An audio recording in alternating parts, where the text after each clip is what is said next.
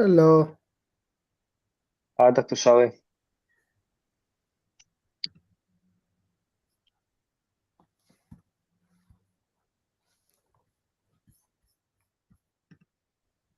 Okay, so we'll wait for a couple more minutes until everyone joins, and then we can kick this off. Meanwhile, you can introduce yourself in the chat. Let us know where you are joining from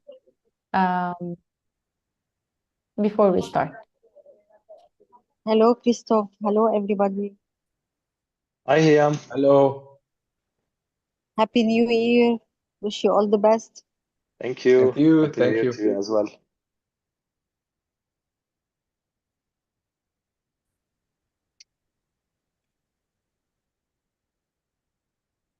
Feel free to unmute to introduce yourself, or maybe let us know in the chat as well. You want to start with me? Yes, go ahead, Hiam.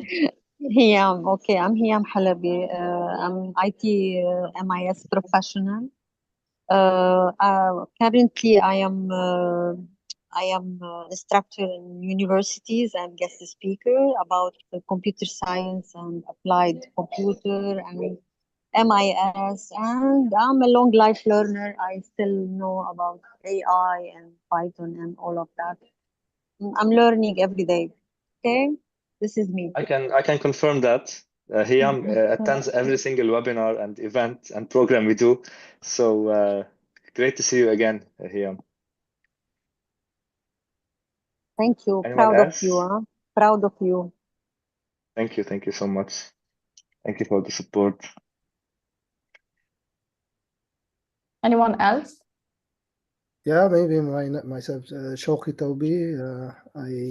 This is the first time for me on this call. Thanks for Dr. Hussein Ismail to inviting me. I work for Google. I joined Google 3 years back. I'm leading data and AI in Qatar, Bahrain, Iraq, and Oman. And so glad today to really take you through really high-level overview of what we are doing in Google when it comes to healthcare, and hopefully we will be able to support the team here on the call. Thank you so much. Happy to have you with us, Dr. Shawi. We have Sarah. Sarah, welcome, and we are happy that you joined us as well. I hope you'll find what you're looking for in this webinar. Anyone else would like to go? Hello. Hello, Rita. I'm Rita Khouri. I'm the IT director at Bellevue Medical Center in Lebanon. I'm very interested to hear about the AI in healthcare. You're in the right place, Rita.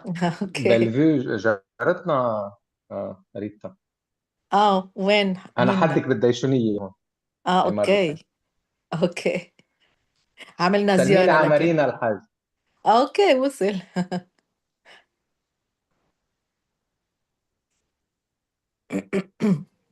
Okay.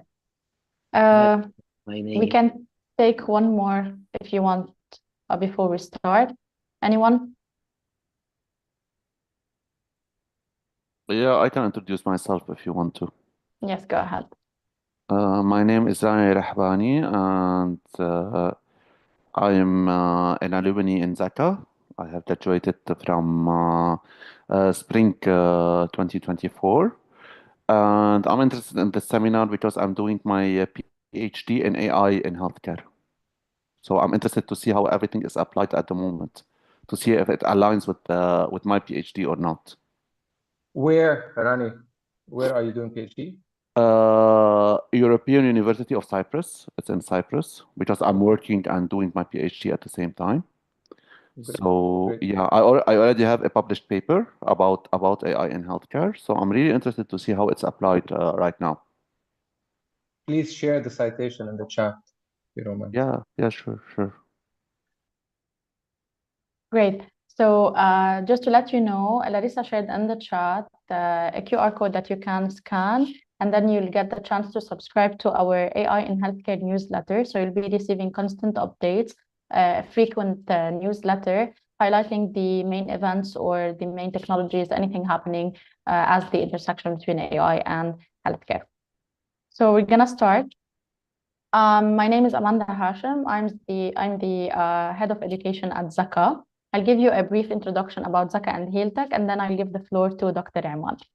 So I'm going to start by Zaka. We're a community-driven AI company. Our main goal is to democratize AI in the MENA region, and we mainly do this by developing educational content, training programs for different sectors, such as the healthcare. This includes technical and non-technical training programs because our goal is, as I said, to bring AI awareness and education to professionals in various fields. Now, going back to the healthcare sector, we are proud to be collaborating with HealTech for the third time to organize this webinar and conduct a training focused on the integration of artificial intelligence in the medical field. Now, HealTech is on a mission to revolutionize healthcare by leveraging the power of AI to improve patient outcomes, to enhance operational efficiency, and drive growth for healthcare businesses. Through collaborations and partnerships, HealTech is making a huge impact on healthcare. And this is why HealTech is chosen as strategic partner for Health by Miza Qatar Miza AI. And recently, HealTech released Solvit. If you don't know what Solvit is, it's an AI-assisted healthcare practice management solution, which is supported by Google. And I believe they will explain it a bit further so you know what this is exactly about.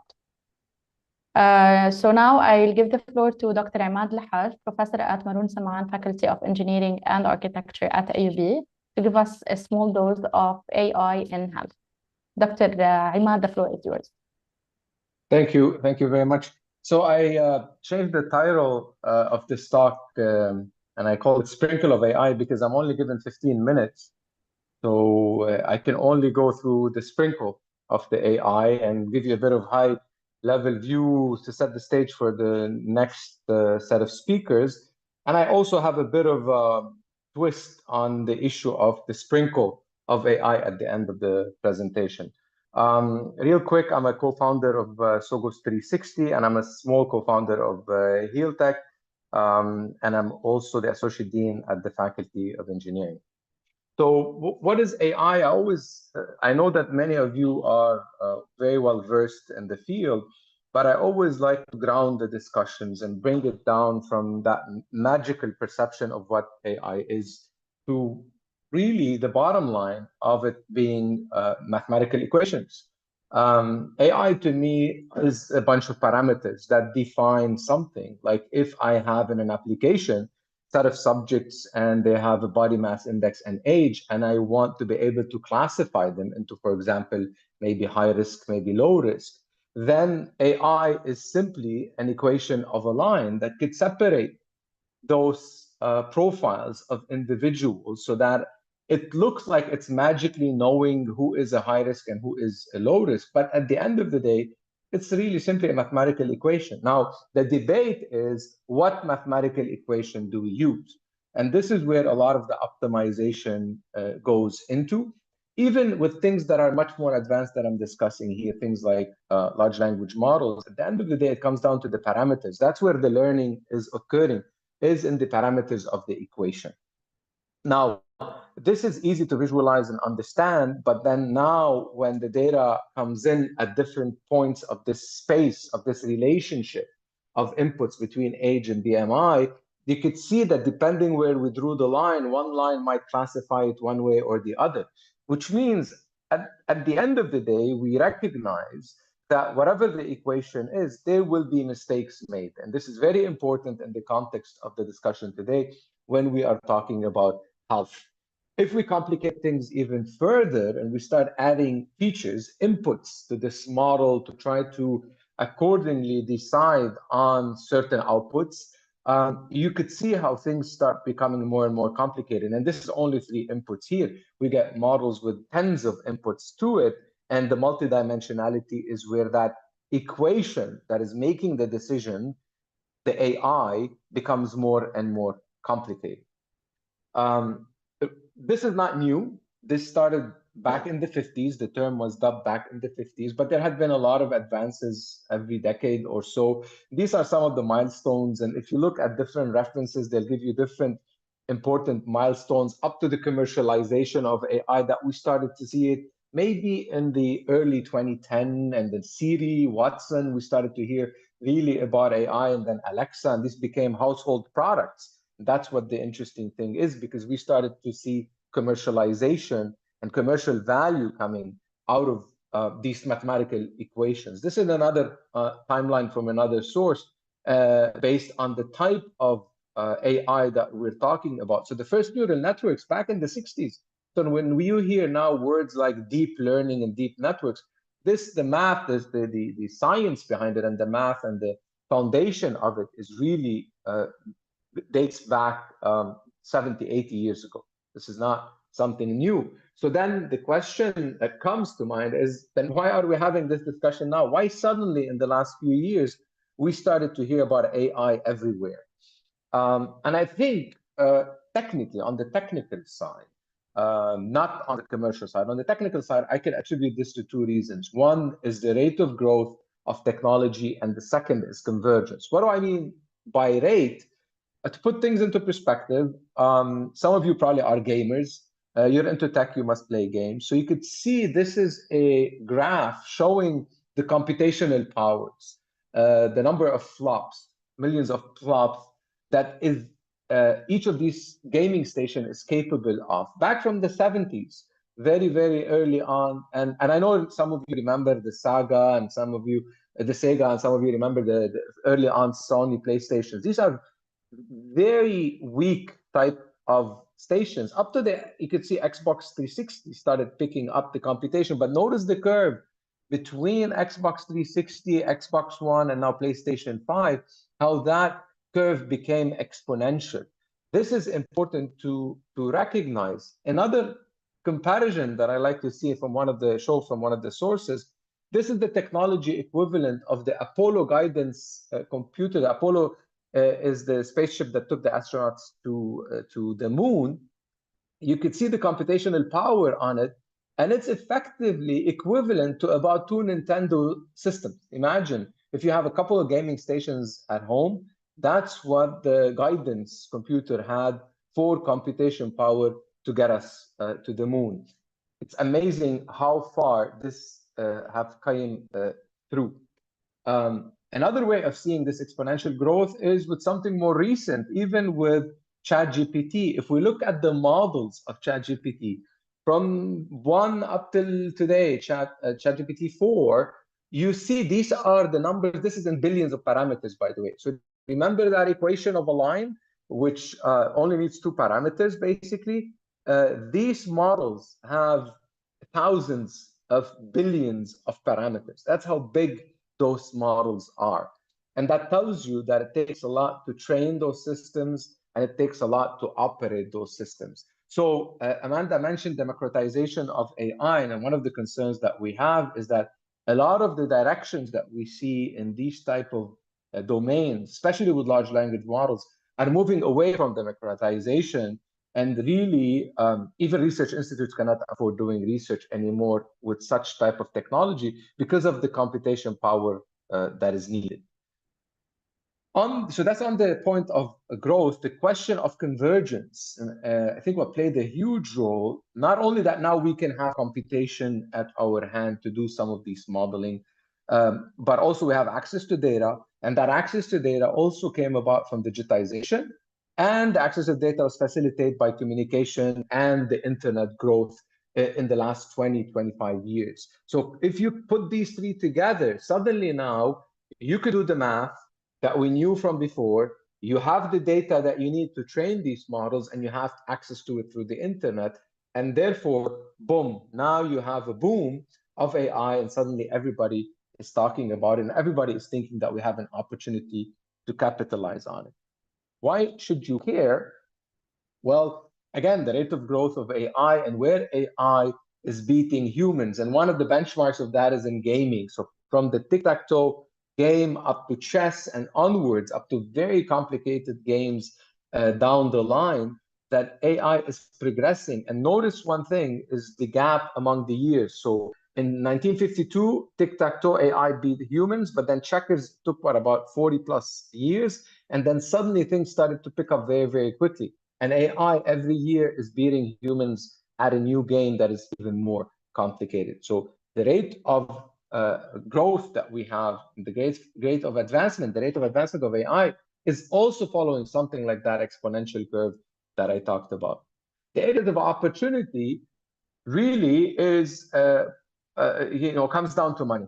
It comes down to companies saying, there's an opportunity for us to make money one way or another, and the usual way that they go about it is reducing costs. And we see already implications of on labor and on jobs from cutting costs in many of the companies. On the healthcare side, one of the very interesting things is that we can increase efficiencies, we can increase accuracies, and we can even find hidden relationships that are very complex for certain diseases and onsets on diseases. We can have precursors to that hidden in certain parameters that we can start really having precision health that we imagine that we will have, precision medicine that was promised to us maybe 10, 15 years ago. Maybe now it can become more reality.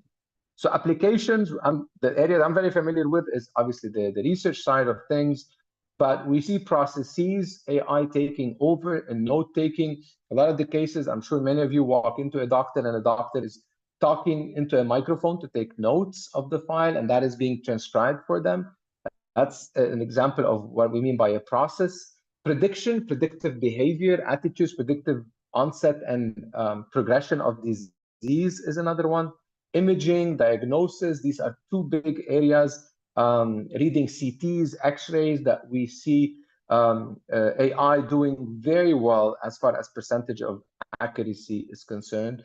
And ultimately, as I mentioned, precision medicine is kind of what's the ultimate thing that we're looking for, that hopefully when you go to the doctor, they will be able to look throughout the history, throughout all your lifestyle, all the parameters, all the information that we have about you, maybe even your posts on social media could be factored in to identify what is the health issue and what is the best way to go about resolving the health issue. So these are some areas of applications. And in a way, there's a bit of things that we have to worry about. And I would worry about a few things. And this is kind of the end of my talk, is biases. How do we know that we're not teaching with incomplete or the data itself is biased? And what we know is actually most models are biased to a certain extent, especially things that are trained on public data, which possibly is more likely that it is biased to the developed world or the global north. So if you are in Lebanon or somewhere in Africa, you should worry about a model if it's diagnosing certain medical conditions, because probably these models have been trained on data from somewhere else and the parameters differ completely in this case. So this is the bias we're worried about. We already see biases related to people of darker skin in certain applications, biases in gender, just because of availability of data, not because the designers wanted the model to be biased, but because the equation that you will end up getting is impacted by the data. So if your data is swayed towards one side, your model is not going to do well with the other side of the population. The explainability is a big thing now, and this is a big issue when it comes to healthcare, is how can AI explain how it came about the decision? There's a lot of research on this. There's a lot of parameters developed, but they're more confusing than the AI output in most cases. And I'm starting to use maybe a different word, which is understandability. So it's not about AI explaining how it came about the decision. It's about a human understanding and getting convinced with that decision. Equal access. So how can we, guarantee that no one is left behind when it comes to this technology? And how will the medical practice change? How will it look in 10 years? Are there certain specializations that will be impacted more than others? We know that maybe in the medical imaging area, there's more direct impact than other.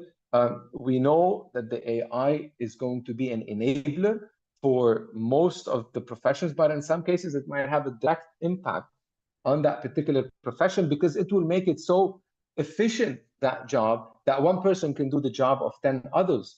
So I'm not saying that the humans will be out of the loop. The humans will always be in the loop of the decision for foreseeable future. And I think Dr. Elie will tell us why. But the question is, how many humans do we need in the loop? So back to the sprinkles, you know, the thing that I've noticed in some of the consulting with companies is that they'll tell you, you know, we need AI for this and that, and they don't really exactly know why. But what they know is that they need an AI because it's becoming a marketing tool that if you don't have AI enabled, then it's a bad thing. Your product is not good enough. Although in many cases, there is science and there are algorithms and methods and traditional techniques that resolve a certain problem, maybe even better than AI. But yet there is some way, a need becoming in the market for us to have a sprinkle of AI. يعني بالعربي رشة AI. Yeah. So people are doing the sprinkle in their products of AI, even if it's not really needed or not necessary. Now, the question of that sprinkle is okay, but you could see on the left, that cake that I generated, there's a lot of sprinkles on it. And it's kind of deforming the cake and kind of taking away from the cake, I believe. On the right-hand side, there's a bit of sprinkles, just enough, and we know where to put the sprinkles. But the key thing is the cake. So what's important for us when we're thinking in healthcare, whatever the application is to think of the outcome. It's important to think about what is the product and to keep the focus on the patient, and not our focus becomes to have a sprinkle of AI in our systems. So there's significant potential for progress is what I want to end up with, but things are moving very, very fast. And what you need to have is just the proper dose of sprinkles in whatever product or whatever solution you're working on. And I'll stop here. Amanda, I hope I didn't take more time than I should. No, you didn't. All's good. Thank you, Doctor, for this very interesting talk. We did have a question in the chat, but I guess Dr. Ali answered and mentioned that he's going to be addressing and talking more about ethics during his talk. If anyone has a question, Dr. Imad is ready to answer them.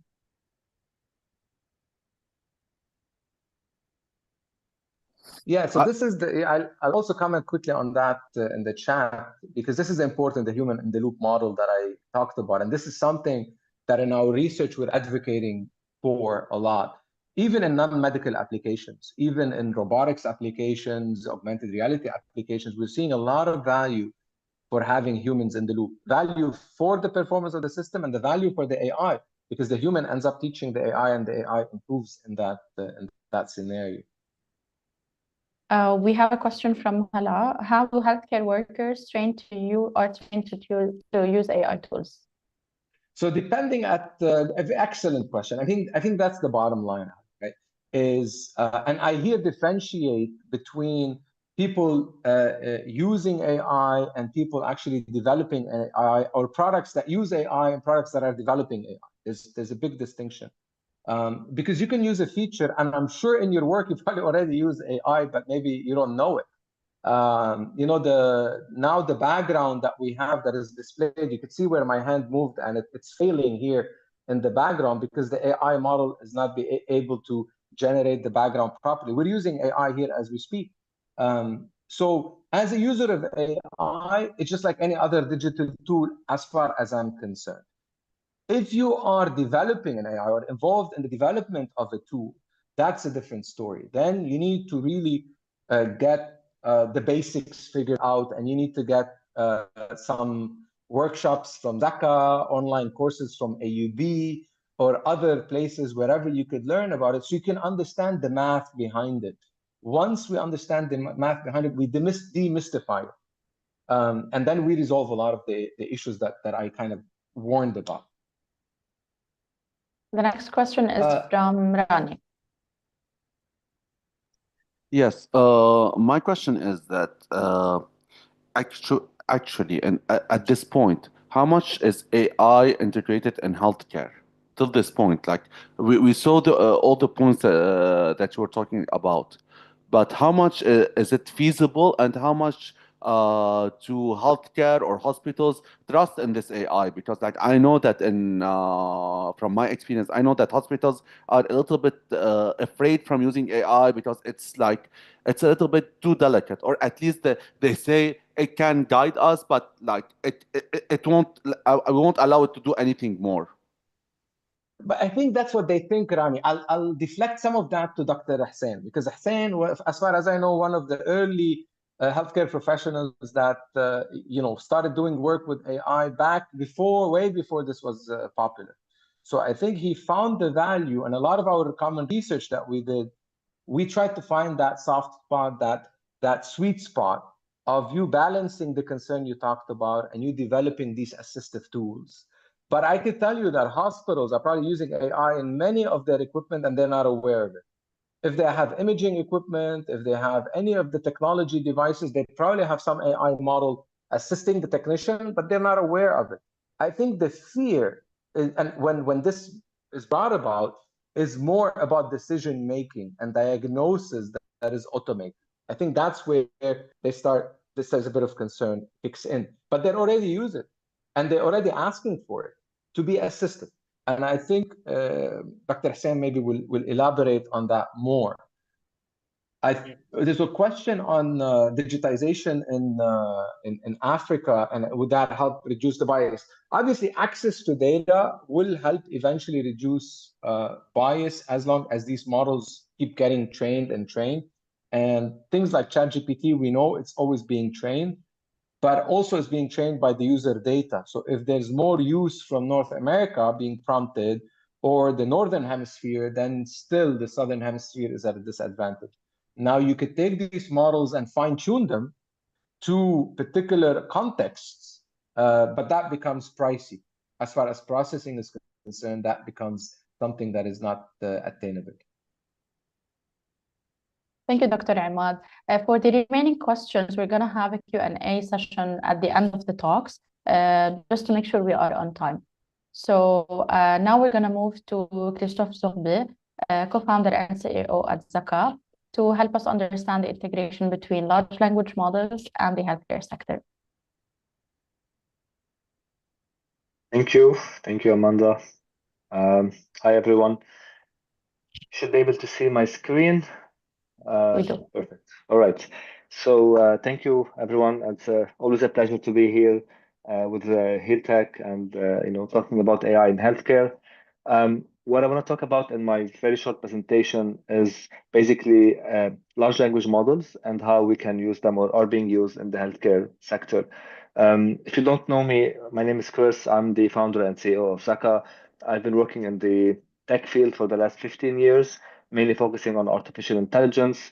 I founded Beirut AI, the largest applied AI community in Lebanon. I'm also founder of Zaka, which is basically working on pushing and promoting applied AI in the region, the MENA region.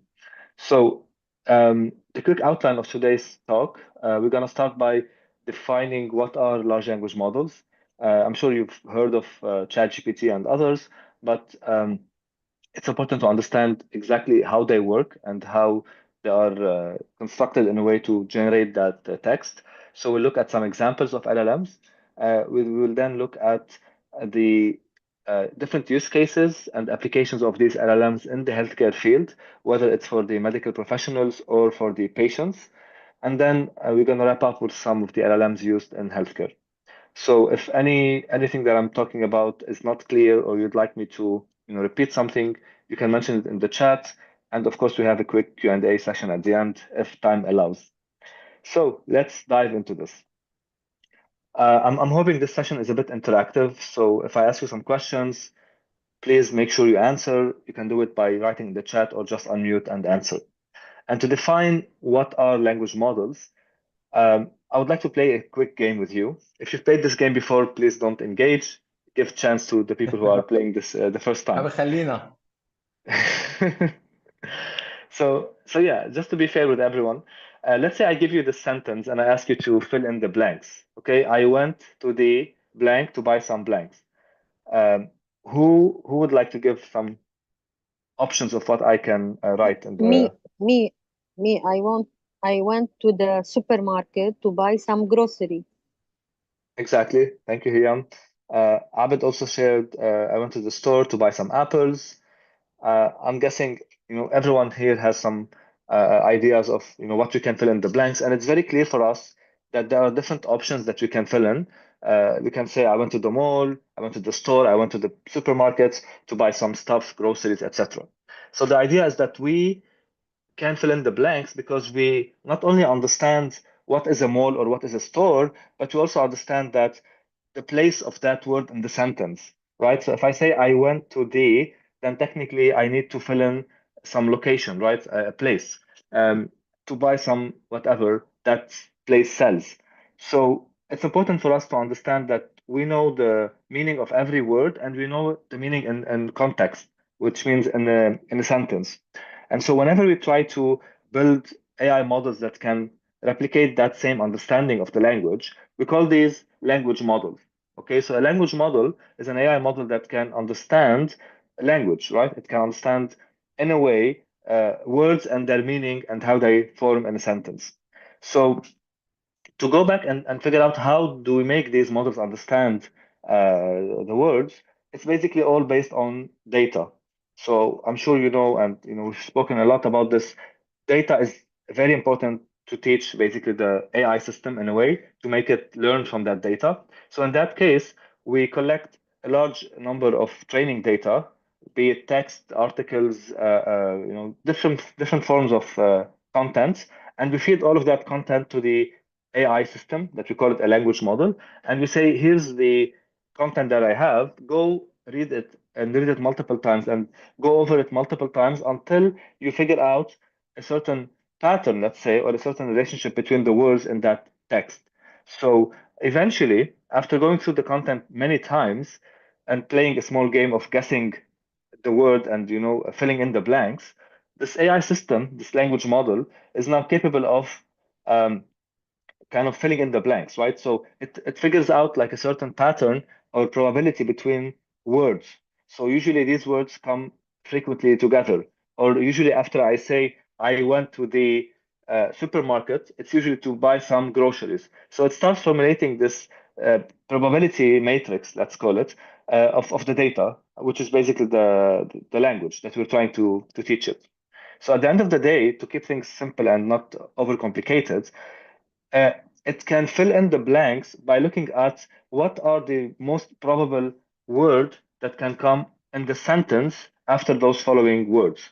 So for example, to take a very basic example, if I have the sentence, the roses in the vase by the door, and I'm trying to complete that sentence, it will look at what are some possible competing answers, and then it's going to calculate the probability of every answer based on the previous words. So in that case, the probability of the word are is higher than the probability of the word is, which means it's going to go with are, right? And so basically, to formulate a certain text, it starts with a word, and then it builds it word by word by calculating the most probable word at that specific place in the sentence.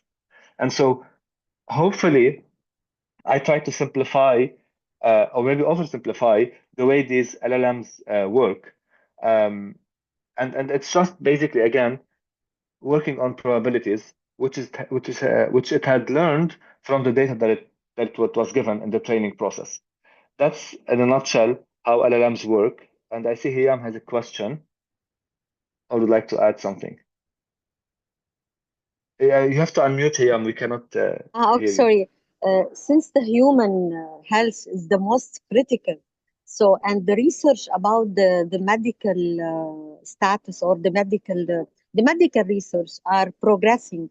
So I mean, today some criteria are like, let's say, are like this, and tomorrow they are different.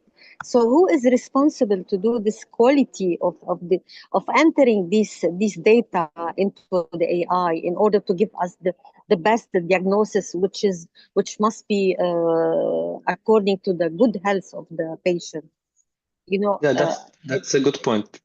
Absolutely, that's a good point. So usually the accuracy of any AI system depends on the quality of the data it was trained on. Exactly. And this is the same happening with LLMs, right? Of course, in this case, it's huge amounts of data. So sometimes they just scatter everything that's on the internet and just dump it on the LLM. But it's the responsibility of whoever's developing that model to make sure that it was trained on accurate information, that it makes sure it's not hallucinating or it's not making up facts. And that's the difference between having maybe a general purpose LLM and having a healthcare focused LLM. And we're going to talk about that at the last slide in today's talk. So let me just skip through, and then at the end, I think I'm going to answer more about this specific point. Any other questions on basically how LLMs work? All right. So I'm sure you've heard of these examples of LLMs like Claude, Gemini, ChatGPT. There are plenty of companies offering, chatbot assistants, which are examples of large language models.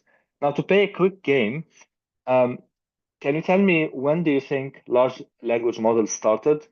Are they something that started in the 90s, in the 2010, or in 2018? And you can vote by. Okay, someone put a star, so I think they're voting on the 90s. Anyone would like to take a guess when these large language models started? No one? Okay. Okay. Dr. Ahmad says 2010. I'm assuming, or that's not you. I don't know. I'm seeing stuff being drawn on the. It's me, the but slide. it's embarrassing. I've seen this question before and I forgot it. Okay, that's good. I didn't want you to be, taking the answer. So I'm gonna give everyone the answer. So it's basically it's in the 90s. It's not these are not new, the LLM part, but we used to call them something else. So I'm sure Dr. Ahmad knows, AI is even not a new field, and he mentioned that in his talk. It has a different name, right? We used to call it more statistical analysis or something like that. Now it's called AI because it's a sexy term. Or generative AI or AI agent is this year's current hot word. So all of these are basically the same thing. So in the 90s, we used to call them statistical language models because we used to base this on statistics. Then we started using more deep learning approaches. So we call them neural language models.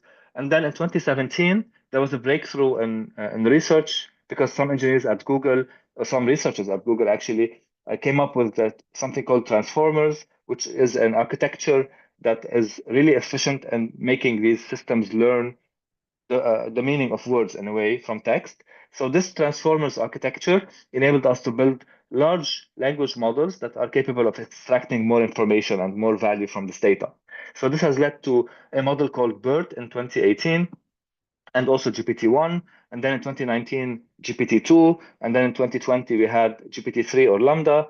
And then if you look at all the LLMs that were released from 2019 until 2023, there's a lot of LLMs, right? There's a lot of large language models, but I'm sure that no one here has heard of all of these models because they're all technical models, right? They're all models that are very hard to interact with. So the way you used to engage with these models is through something we call an API. So you had to formulate your request in an API call and then send that to the model. It's going to reply back. So it wasn't something that was, plain English. It required some technical understanding of programming and or AI as well. So in November of 2022, when OpenAI released ChatGPT, that was like an iPhone moment, right, in the history of AI, because it was the first time that actually anyone was able to interact with AI in a much easy way. And so if you think about what OpenAI did, is that they just took this large language model, which is GPT 3.5 at that time, and they wrapped it in a chatting interface. Of course, I'm simplifying a bit what happened, but in a nutshell, that's what it is. So moving forward, you didn't need to learn how to program or send an API request to actually engage with these models. All you had to do was log into an app and then start chatting. And everyone knows how to chat because we've done that for many, many years. And so in a nutshell, that was the aha moment that really brought AI into everyday life. And since then, you've seen how the trajectory of AI companies and AI solutions has been, with more and more coming out each day. So that was like a quick intro into the background and history of LLMs. Now let's talk about what these LLMs can do specifically in the healthcare field. And as I told you initially, there's a lot of information that goes into training these models, and also it's different types of information. So we use, let's say, research papers, we use articles, we use social media content. We use Wikipedia pages, images, PDFs, all types of content goes through training these large language models. And so at the end, we end up with a very generic system that can be fine-tuned in a way or can be adapted for different tasks. And that's the beauty of LLMs. They're not something that we created for one specific purpose. It's basically something that can be adapted for different tasks. So you can see that if you're a patient, you can use LLMs for Q&A to get some feedback on your symptoms, or to get more assessment. You can use it to analyze some results, etc. Or if you're a healthcare professional, it can also help you with a lot of different ways. So let's look at some examples real quick. In the healthcare administration, right, a lot of hospitals can use LLMs to help them automate some administrative tasks.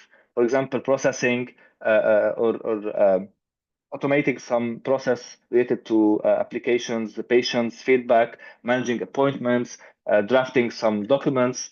Because LLMs are great at reading and generating text, they can help us, automate some of that tasks as well at scale. Another example would be around creating discharging summaries, right? So we can give them, let's say, the medical records of a certain patient. They can extract relevant information from that. They can generate a certain draft of discharge. Here's what we did. Here's what happened. And then, we can make sure that they comply to specific compliance or some standards. So on the patient side of things, I'm sure you've done it by now. You can go to ChatGPT and these LLMs and ask them about your symptoms that you're facing. What do you think this might be?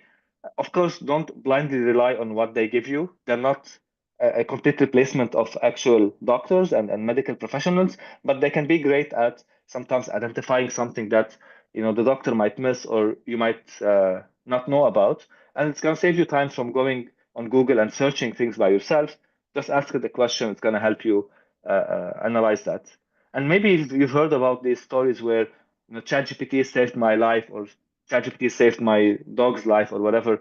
There's multiple instances where people have gone to ChatGPT and these LLMs again to kind of get some help, and they were able to identify a certain disease or symptom that was not able to be identified by a certain doctor. To continue with the examples of what they can do, they can help a lot in rehabilitation of some patients, because chatbots and LLMs are a great user interface. So it can help some patients, interact with their information, provide info about that specific patient, and they can give you advice on, what to eat, how to exercise, when to exercise. They can customize a certain, maybe what we call it, like a treatment to be customized specifically for that patient based on the patient's history and specific features. For doctors as well, they can help with diagnosing and also summarizing some clinical notes. I think Dr. Hussein already might tackle this in his talk, because I know that Solvit has some features where it helps doctors, take notes of their engagement with patients in a way where instead of them having to write everything, they can just speak to a certain model, and it can transcribe this, it can save it, it can summarize it, and it can also help it can help automate some of the tasks on the doctor's side. What else? Translation. So translation is one of the byproducts of these large language models, because they've been trained on large amounts of data in multiple languages. One of the things they can do is they can translate documents, right? Any language that you can imagine or you can think of online, you can give it a certain document and say, okay, translate this in this language. And they're really good at doing that. Maybe not perfect, but I think good enough, at least for us to understand, different documents. And finally, they can help summarize medical research. So if a doctor is looking for some information, instead of reading through multiple papers to look for something, they can just push that on ChatGPT or these LLMs, and they can quickly summarize and give us the output.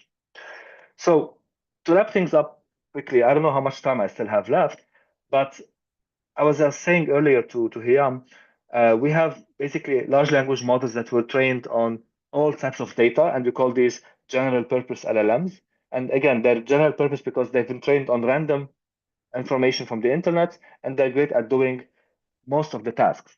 But if you're focusing on medical specific LLMs, so LLMs that are great at answering medical questions and they have medical information, then we have to talk about biomedical LLMs. And these are basically when we take a certain, like let's say GPT or some general purpose LLM, and then we fine tune it by giving it domain specific information.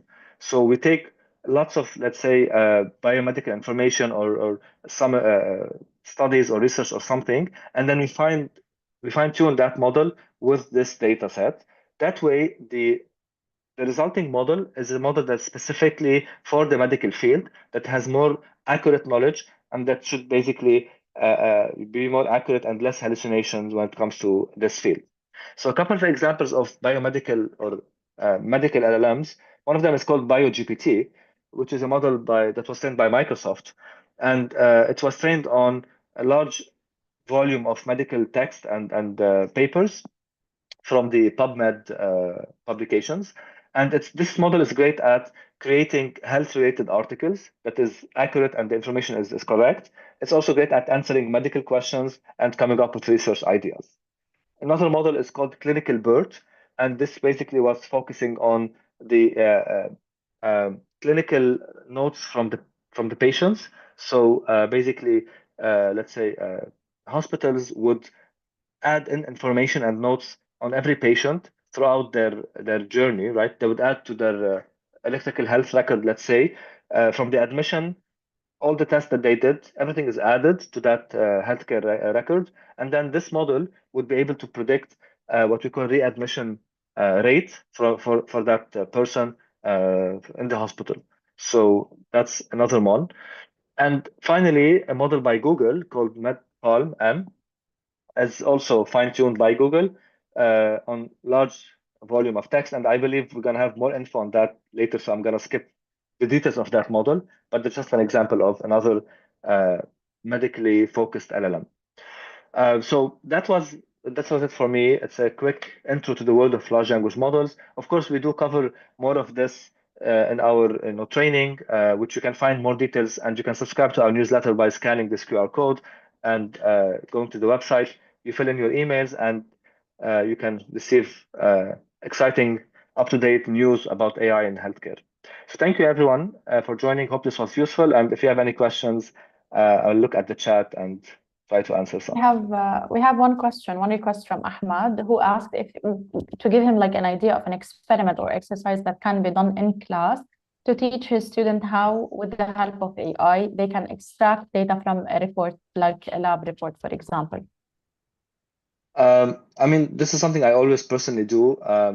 Whenever I have a blood test, I take the PDF, the results, I upload it to ChatGPT, and I just ask it to help me analyze it and look at what are things I need to change to improve, or what's going well for me and what do I need to improve and how.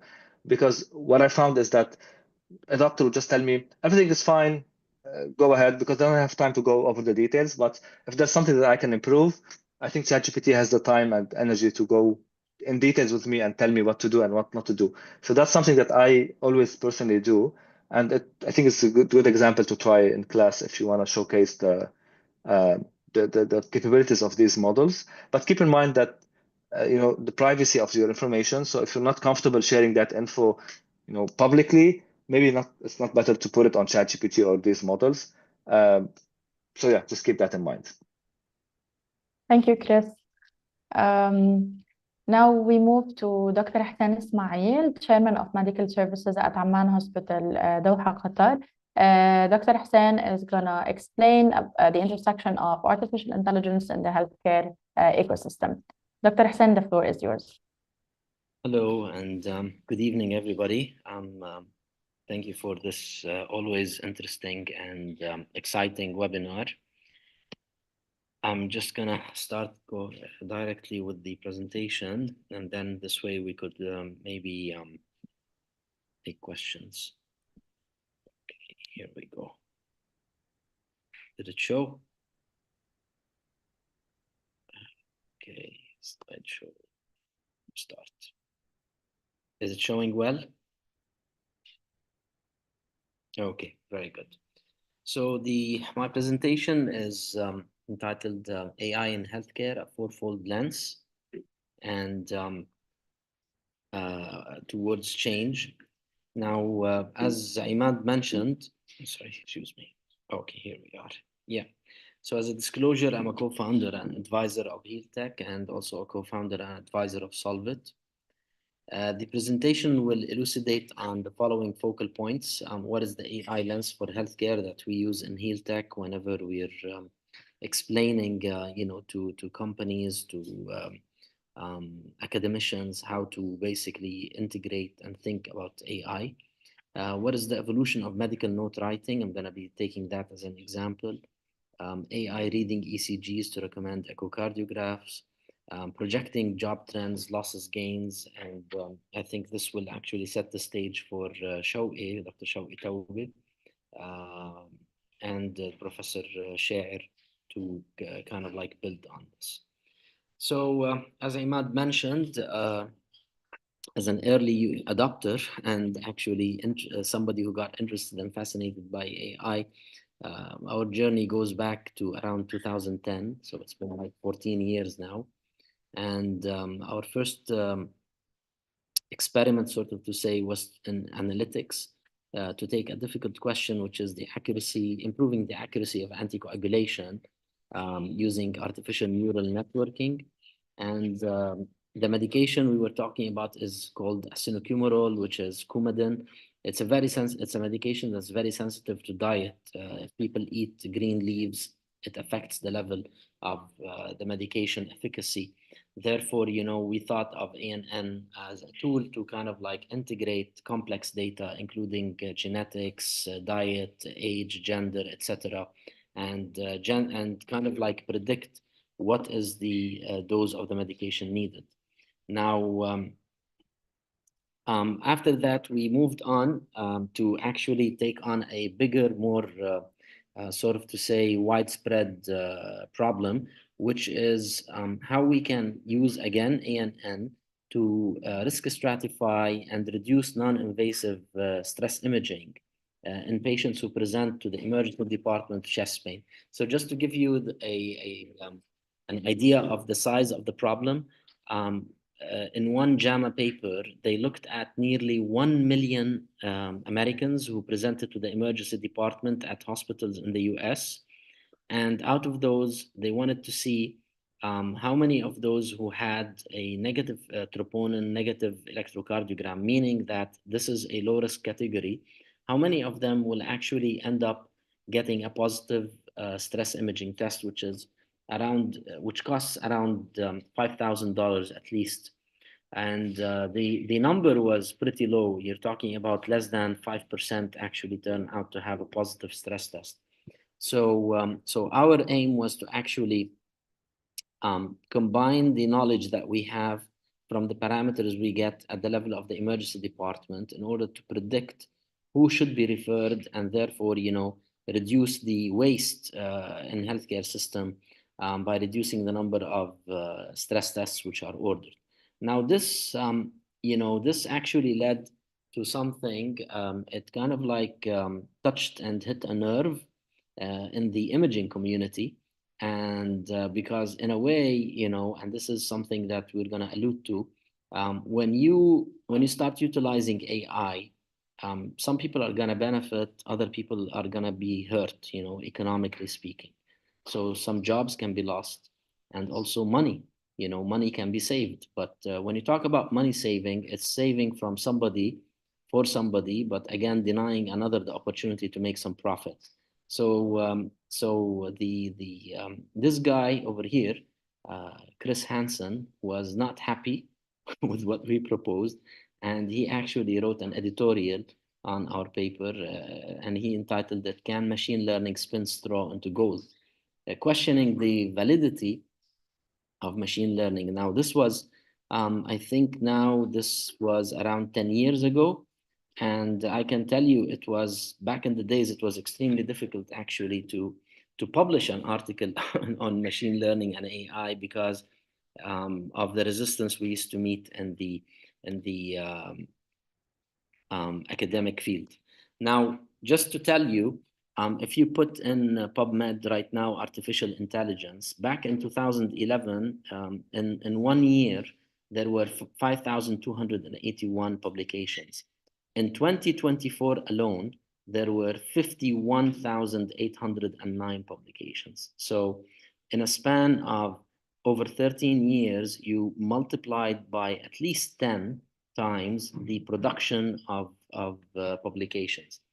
And if you look at the number of AI tools also, you'll see that over the years, the number of AI tools is growing exponentially.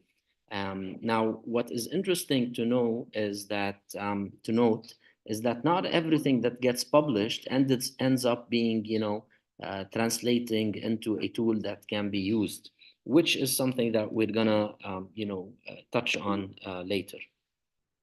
Now, when we talk about the healthcare sector, it's many numerous sectors: public health, pharmaceuticals, health insurance, healthcare education and training, services, digital healthcare, biotechnology, the professionals, medical equipment and supplies, hospitals and clinics. All of these, different areas fall under the healthcare sector. Therefore, you can imagine that it's a big sector, and AI can definitely contribute to it. However, I can tell you out of experience that it's one of the most difficult sectors actually to penetrate. It's one of the most difficult and probably perhaps the slowest sector to incorporate AI for numerous reasons, partly related to the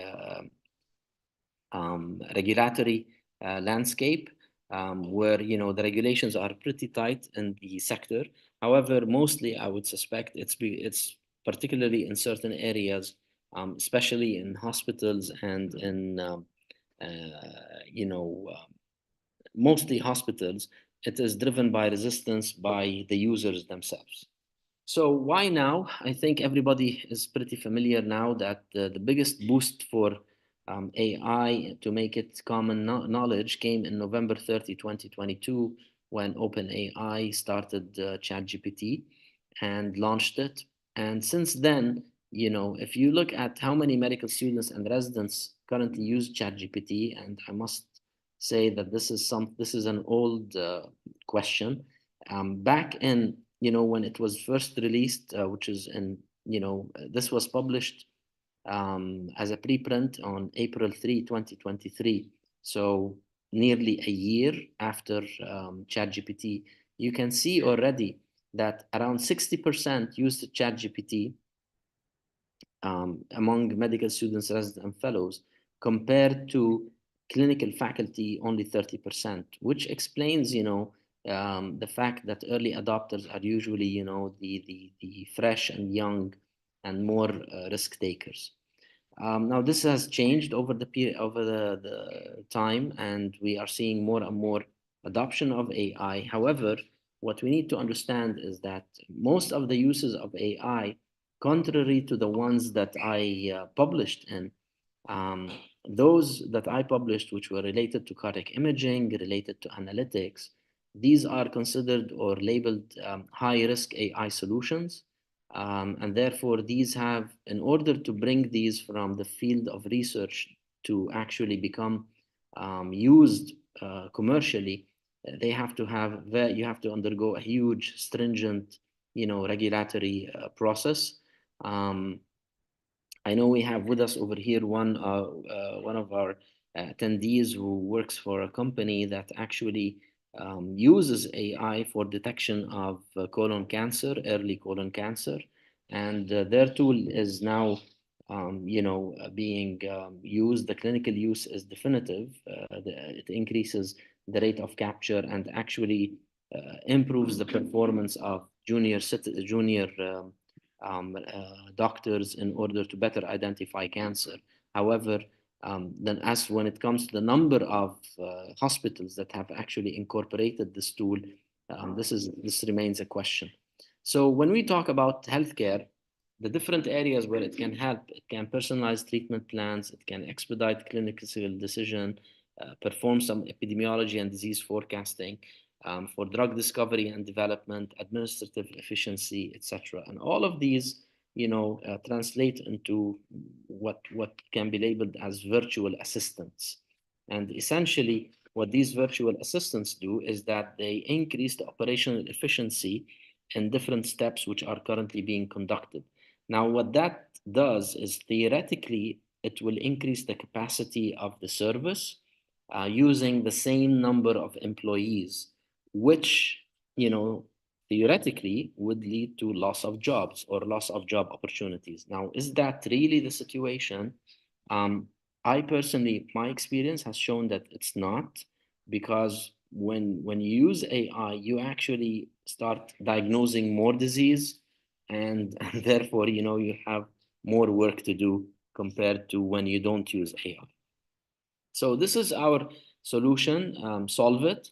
Now, what we did was develop Solvit. This is a theoretical case. Salam Malouf does not really exist. And if you look over here, we tried to incorporate what we thought in an electronic health record system is needed. We integrated WhatsApp. We integrated Google's Gemini, MedLM, which Chris talked about earlier on. By the way, MedLM by Google has the highest accuracy for medical note.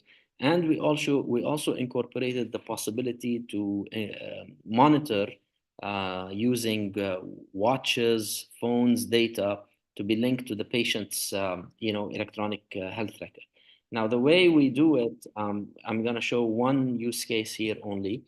This over here is Ava. Ava is assisting the doctor. And we have 3 shortcuts. One is to generate differential diagnosis and management plan. The other is to suggest ICD and CPT codes, which are important for insurance. And then the third shortcut is to generate a referral letter. Now, supposedly, I want to ask Ava, what is the differential of secondary hypertension? I just write it, and Ava would answer, usually using the usual disclaimer that this should not take from the expert opinion of the doctor. But the answer is pretty comprehensive, and those of you who have medical knowledge, they can recognize that basically it's telling us what to do, and as usual, end with the usual disqualifier. Now, what we need to understand is that in healthcare, if you plot the journey at the clinical side, you have different processes. There is something, and each process actually is faced by a certain human element in the journey. So this is what the consumer sees. This is what non-clinical, for example, administrative people in the finance, they're responsible for payment collection. This is what professionals working see, such as medical image analysis, etc. And this is what clinicians see. And in each of these, there are potential touch points where AI assistants, AI virtual assistants can actually enhance efficiency. Now, what's important is, and I find this to be a very insightful quote by Bill Gates, is we always overestimate the change that will occur in the next 2 years and underestimate the change that will occur in the next 10. So I can tell you, when ChatGPT was launched, and then during the first year and a half after it, as Imad mentioned earlier, everybody kept on coming to us. We want AI, we want AI, we want AI. But then when you really start talking to them, it's not that they want AI because they know what is AI, nor do they actually know where to incorporate it. It's just like, it was a hype, and they wanted AI to say that they're actually riding the wave and as a marketing tool. And as you can see over here, that AI is being mentioned less and less, because we've lost, the hype, and right now we are more on the trough of reality, the disillusionment trough. And this is typical of all technology. You start with a trigger, you increase, and then you kind of like get disillusioned. Oh, that doesn't work. It doesn't translate into what we think. And then you get to the trough over here. And then after that, this is where the real growth happens. And in fact, when we started developing Solvit, I was hopeful, together with the team, with Imad, Eli, Johnny, and Professor Qaisi, we wanted to plan for a product that can actually survive this wave in order so that we can actually be among this growth, the real growth that happens afterwards. And hopefully this is where we are right now. Now, if we take this, again, another example, this is actually, you know, a real note, okay? And as you can see over here, it has the time, the date, and it's about a patient who had episodes of dizziness, okay? And there is the exam, there is the plan of care. And I can tell you that this is not a note that I'm very proud of, but I took it out as it was from the electronic health record system that I use in my hospital. And then what I did was, just for the sake of fun, placed it in Ava, and I gave the following prompt to Ava: generate a referral letter. I could have used the shortcut, but because I wanted to copy and paste, so I actually ended up writing the prompt myself. And as soon as I enter it, and boom, it starts giving it to me with the full professional way of presenting things, and all what I need to do afterwards is essentially just scroll down, copy and paste the letter on a medical document with the proper cover letter, and send it over to the doc. So this shows a little bit of what Ava can do. And our model actually is more interesting because our model does not follow the usual business model, meaning that Ava does not work in one area only. It actually works across the journey, the patient journey. And that's very important from a commercial perspective, because, for example, there are many AI tools right now that they would sell you a license that works on one touch point. So say if I have a journey where we have 30 touch points at least, and I need to pay for each license per user around maybe $250 to $300. So 30 by 300, that's $9,000 worth of AI licenses per user. So I might as well, work for the AI companies and not save anything for myself. So our model was actually, we were interested in developing one AI tool that can actually provide to the user one license across the board. Now, this is another example where Imad and I, along with others, worked on developing an AI-based tool for predictive analytics for personal protection equipment, because as you recall, during COVID, there was a big issue with gloves, surgical face masks, etc. So we wanted to use AI in order to predict how many we need to purchase over the coming period. And that was actually used, and we also published it later on. So the systematic approach to AI that we promote in HealthTech is to have the lens, what we call the healthcare lens, which is, it starts with people, and we assess people's abilities, capacities, look at the structure of the organization, what processes do they use, and what outputs they're interested in. And for example, we perform a needs and AI literacy assessment. We work with the HR to develop a communication plan, including preparing some training, and always considering, that the communication that happens from the HR is supposed to help us iron some resistance that we're going to meet, because people are scared of losing their jobs. Then, when it comes to the structure itself, the infrastructure, we look at whether the organization is interested in purchasing an already existing AI tool or developing something themselves that we can help develop. And what is very important is that this has to enhance their processes, and therefore we need to be able to really understand their workflows and avoid problems or consequences, unintended consequences that can happen. In addition to including sections about auditing and evaluating, in addition to modifying their governance structure such as their policies and procedures. And all through, we're actually looking at addressing what is the output that they're interested in. Do they want to develop AI research? Do they want to just utilize AI? Because we have to be aligned with the output at the end of the day. Now, this applies. Dr. Hussein, sorry for interrupting, but if you can wrap it up in a minute, it would be great. Yes. So, so a question came up, is how we can learn AI. To me, it's just give AI a part of your life, give it a life in your life, meaning that you have to become aware of the affordances, the knowledge of basics of AI and capabilities and limitations. You need to learn how to interact and work with it, prompt engineering, etc.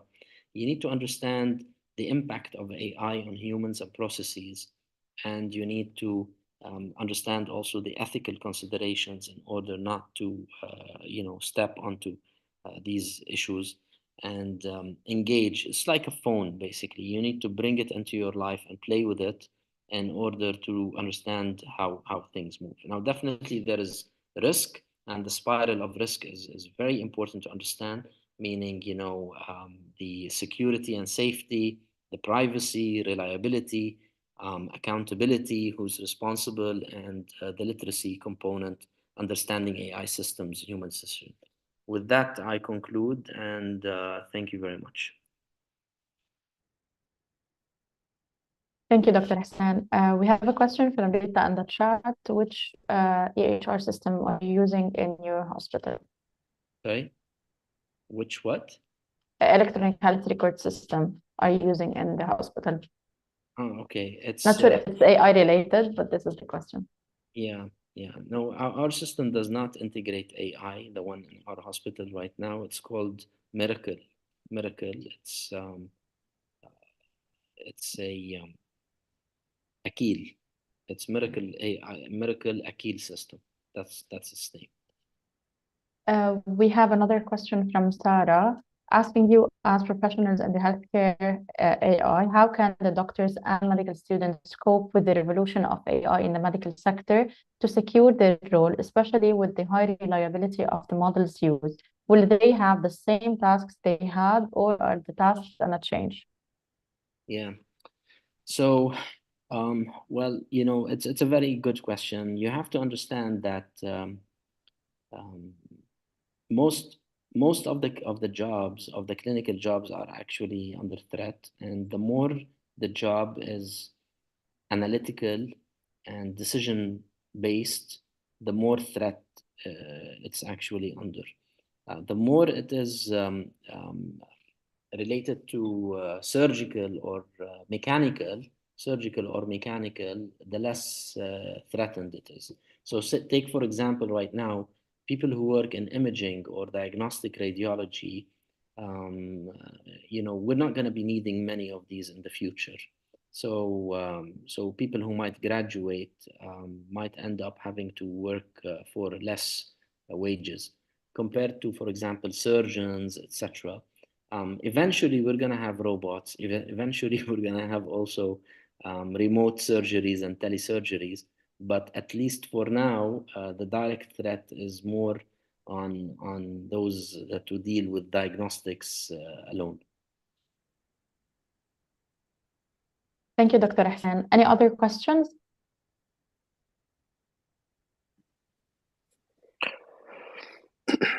Okay, I believe Dr. Shawi is ready and available to start his talk. Dr. Shawi is the data and AI leader at Google Cloud. He's going to explain more about generative AI and Vertex in healthcare. Go ahead, Dr. Shawi, the floor is yours. Thank you. Good evening, everyone. I hope you see my screen, right? Do you see the slides? Yes, we do. Yes. Super. Thank you so much for the invitation, and thanks for Dr. Ahmad, Dr. Chris, and Dr. Hussein. They set the stage for me.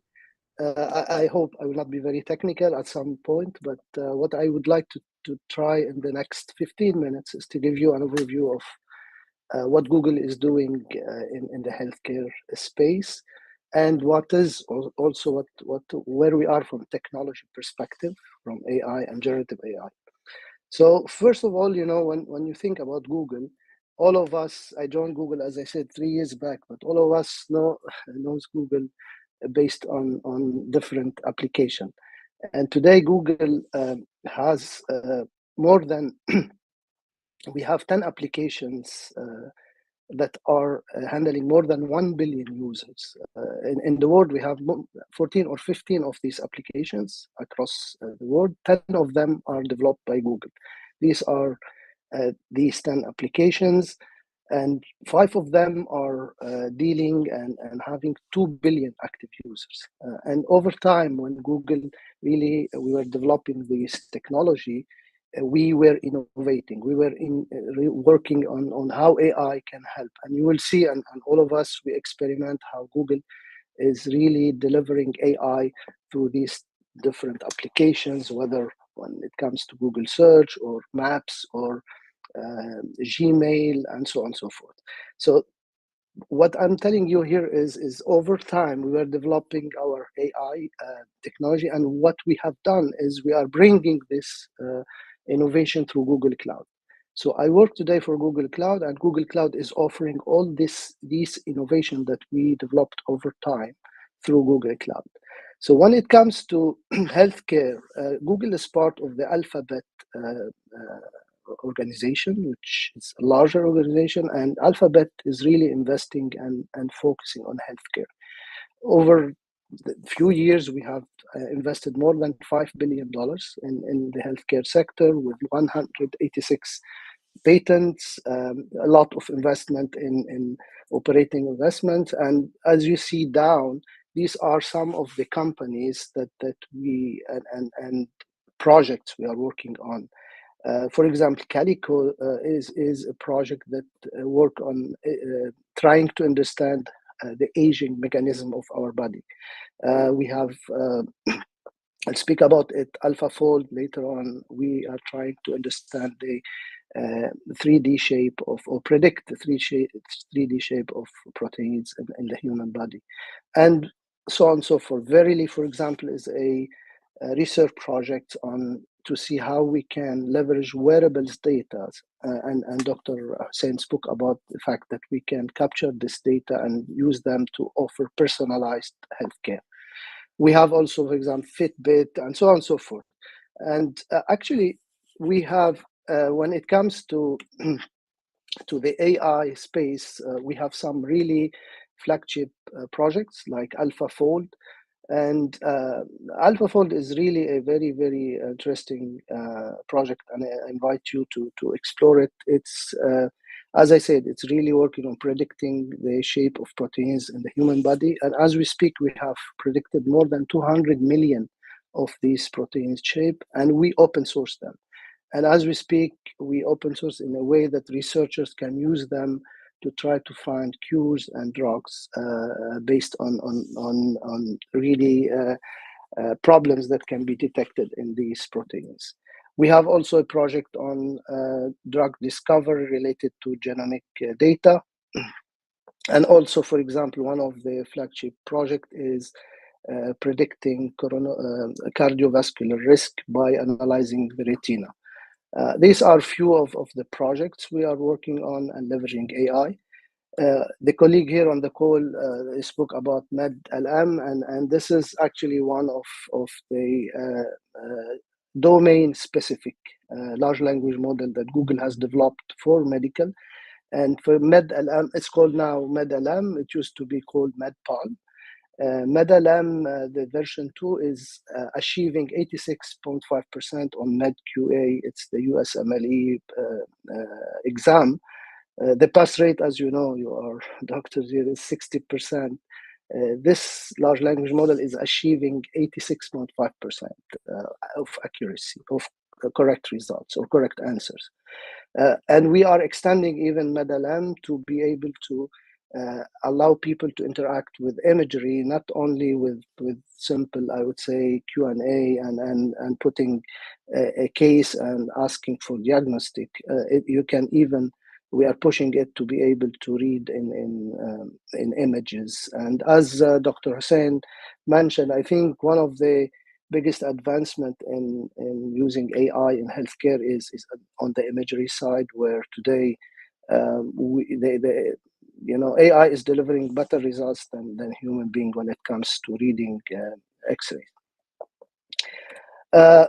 So what are, and I think Chris, if I'm not mistaken, spoke about some of the possible healthcare use cases. If you see here, I'm summarizing topics, for example, helping to drive growth and improving digital experience, helping administration and efficiency and operation, also transforming transforming the healthcare, or even at the large or in horizontal, I would say, is really helping healthcare provider to become data driven. And under each of these topics, you see some examples of use cases, and again, is really very limited, not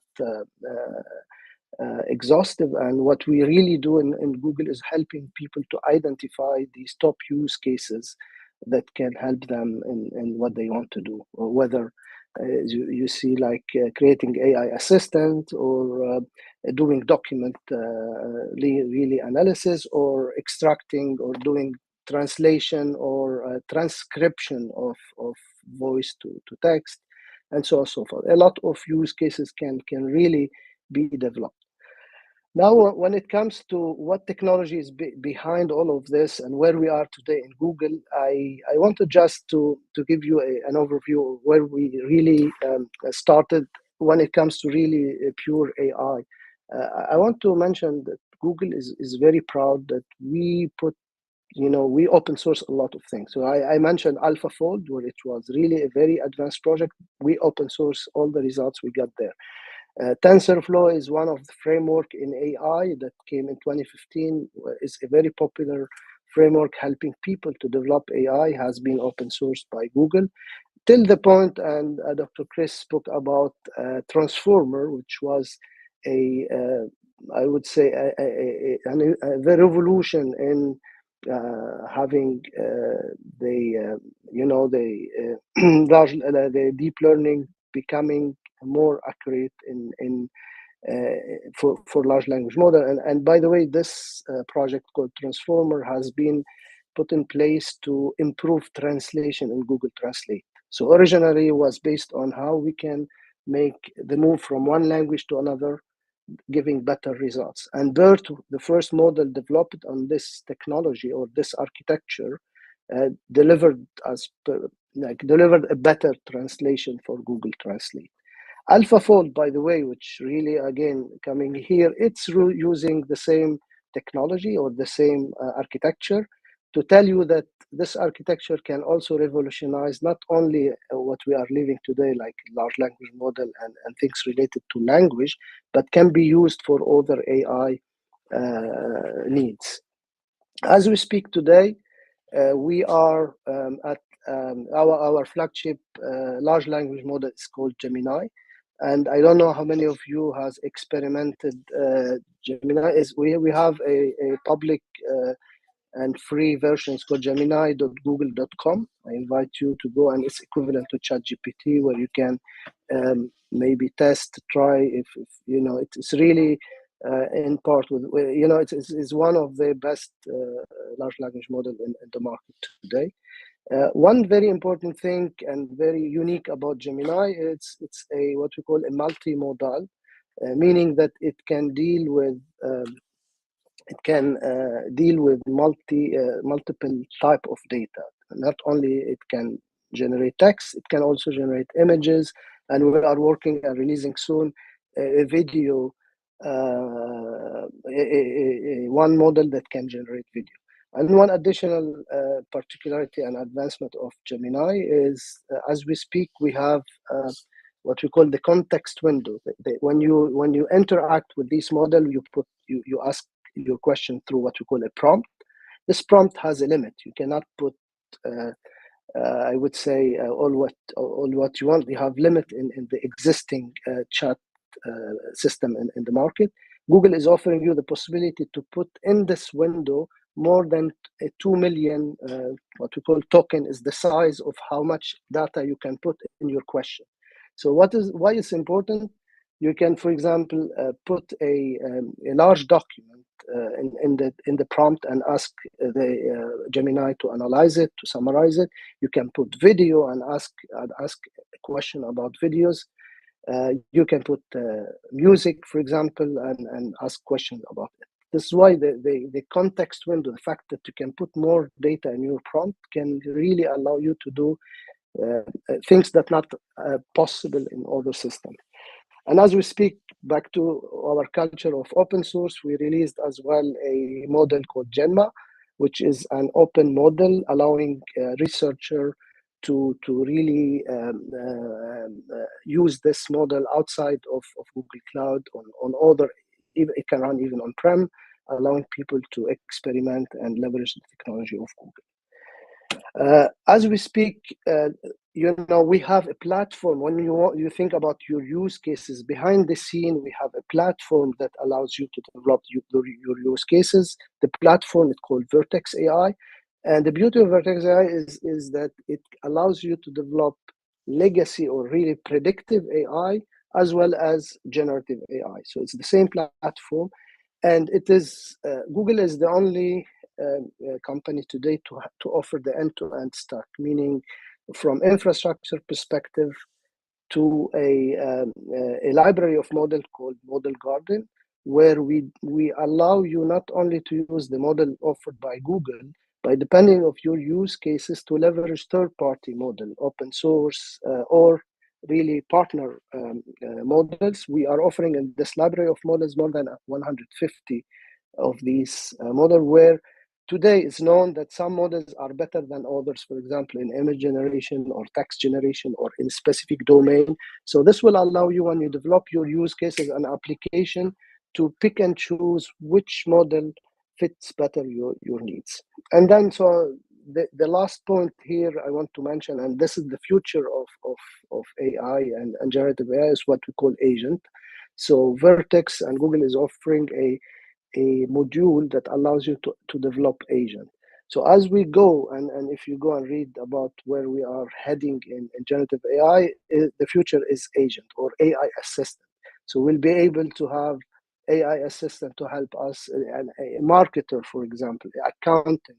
It's an assistant for maybe creating images and so on and so forth. So you will be in the future having these agents communicating together in the back end to achieve for you a full project. So Google, for that, we are releasing very soon in Feb something called Agent Space. So Agent Space, it is an interface, as you see here, that will be your portal that can allow you to interact with these agents, including the possibility to search your document, summarize your document, and integrate with your applications. So this is, think about it, it will be kind of your UI or user experience to interact with your AI assistants, whatever the role of this assistant might be. So mindful of the time, I cannot really go through a full demo of this, but hopefully in the future we can do that. But I want to share with you additional some examples of where we are today, and I invite you to go and test these, what you will see today. So we have really recently released something called Notebook LM, which is available. You can go and try it. So what Notebook LM can do is actually, you imagine if you have a paper or you have a presentation or a PDF document, and you want really to listen or to get a podcast created out of this document. So what I've done, I just downloaded 2 pages on AlphaFold, and I uploaded to Notebook LM, and actually automatically what it does, it creates for me an interaction, a text, a possibility to search in the document. Here is a 3 pages document. Maybe it doesn't matter, but if you have really a large document, you will have here the possibility to interact, to search inside the document and ask natural language questions on your document. For example, I can say, what is AlphaFold? I hope you see my screen, right? You are seeing what I'm doing. Yes, we because do. I have the full screen, okay? So I'm interacting with my document. I can ask, and you know, it's really a very nice way to interact with the document. But the most important that it can create for me a podcast way. I don't know. I will make it run. I hope you will hear it. But if not, I invite you really to try it yourself. So it will create for you a dialogue between two people speaking about your document or your what you have uploaded, and you will have a very nice way to hear and to, for example, you are in your car to listen to, you know, when you are going to work to a document you want really to explore. So I will run it. I hope you will listen, but I will not put 4 minutes, but I will just let you know this is how it works. So,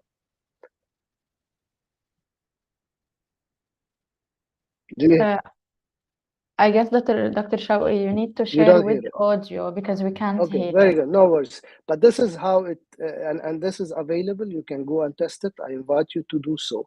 The last thing I want to speak about is another a new feature we have just released through Gemini.google.com. It's called Deep Research. Okay, Google. It's Gemini 1.5 Deep Research. I just asked it like 1 hour ago. Please, if you can create for me a report about the future trend in for AI in healthcare. Okay. So just what it does, it will create for you a full plan of searching the web, finding the most important websites speaking about the AI trend in healthcare in the future, and generating a full report with references. It's like a paper that will create, and this is really another thing I invite you to try. And as I said, in like 1 or 2 minutes, it creates for me this full document speaking about what are the current application in healthcare, for example, what are the type of AI used in healthcare, the benefits of AI in healthcare. I will go a bit quickly. Challenging and ethical. We were just asking questions about it, so it is really it picked it by itself. Thinking when we speak about healthcare, ethical is very important. So it tells me about what is really the topics, the information, the areas where you need to think when you think about ethical, and then, for example, what would be AI in hospital operations, and so on and so forth. And at the end, it will, of course. Sorry, just to interrupt you. So if you put this report on the podcast, you can relieve us of all of this exercise. I'm not allowed. I'm not allowed. Sorry. And I wanted to mention this, but I didn't want to interrupt. But in all cases, Dr. Shawqi, if you can wrap it up, it would be great so we can leave room for Dr. Ali and for questions as well. That's how we generate intellectual laziness among the humans. Pave the way for AI takeover.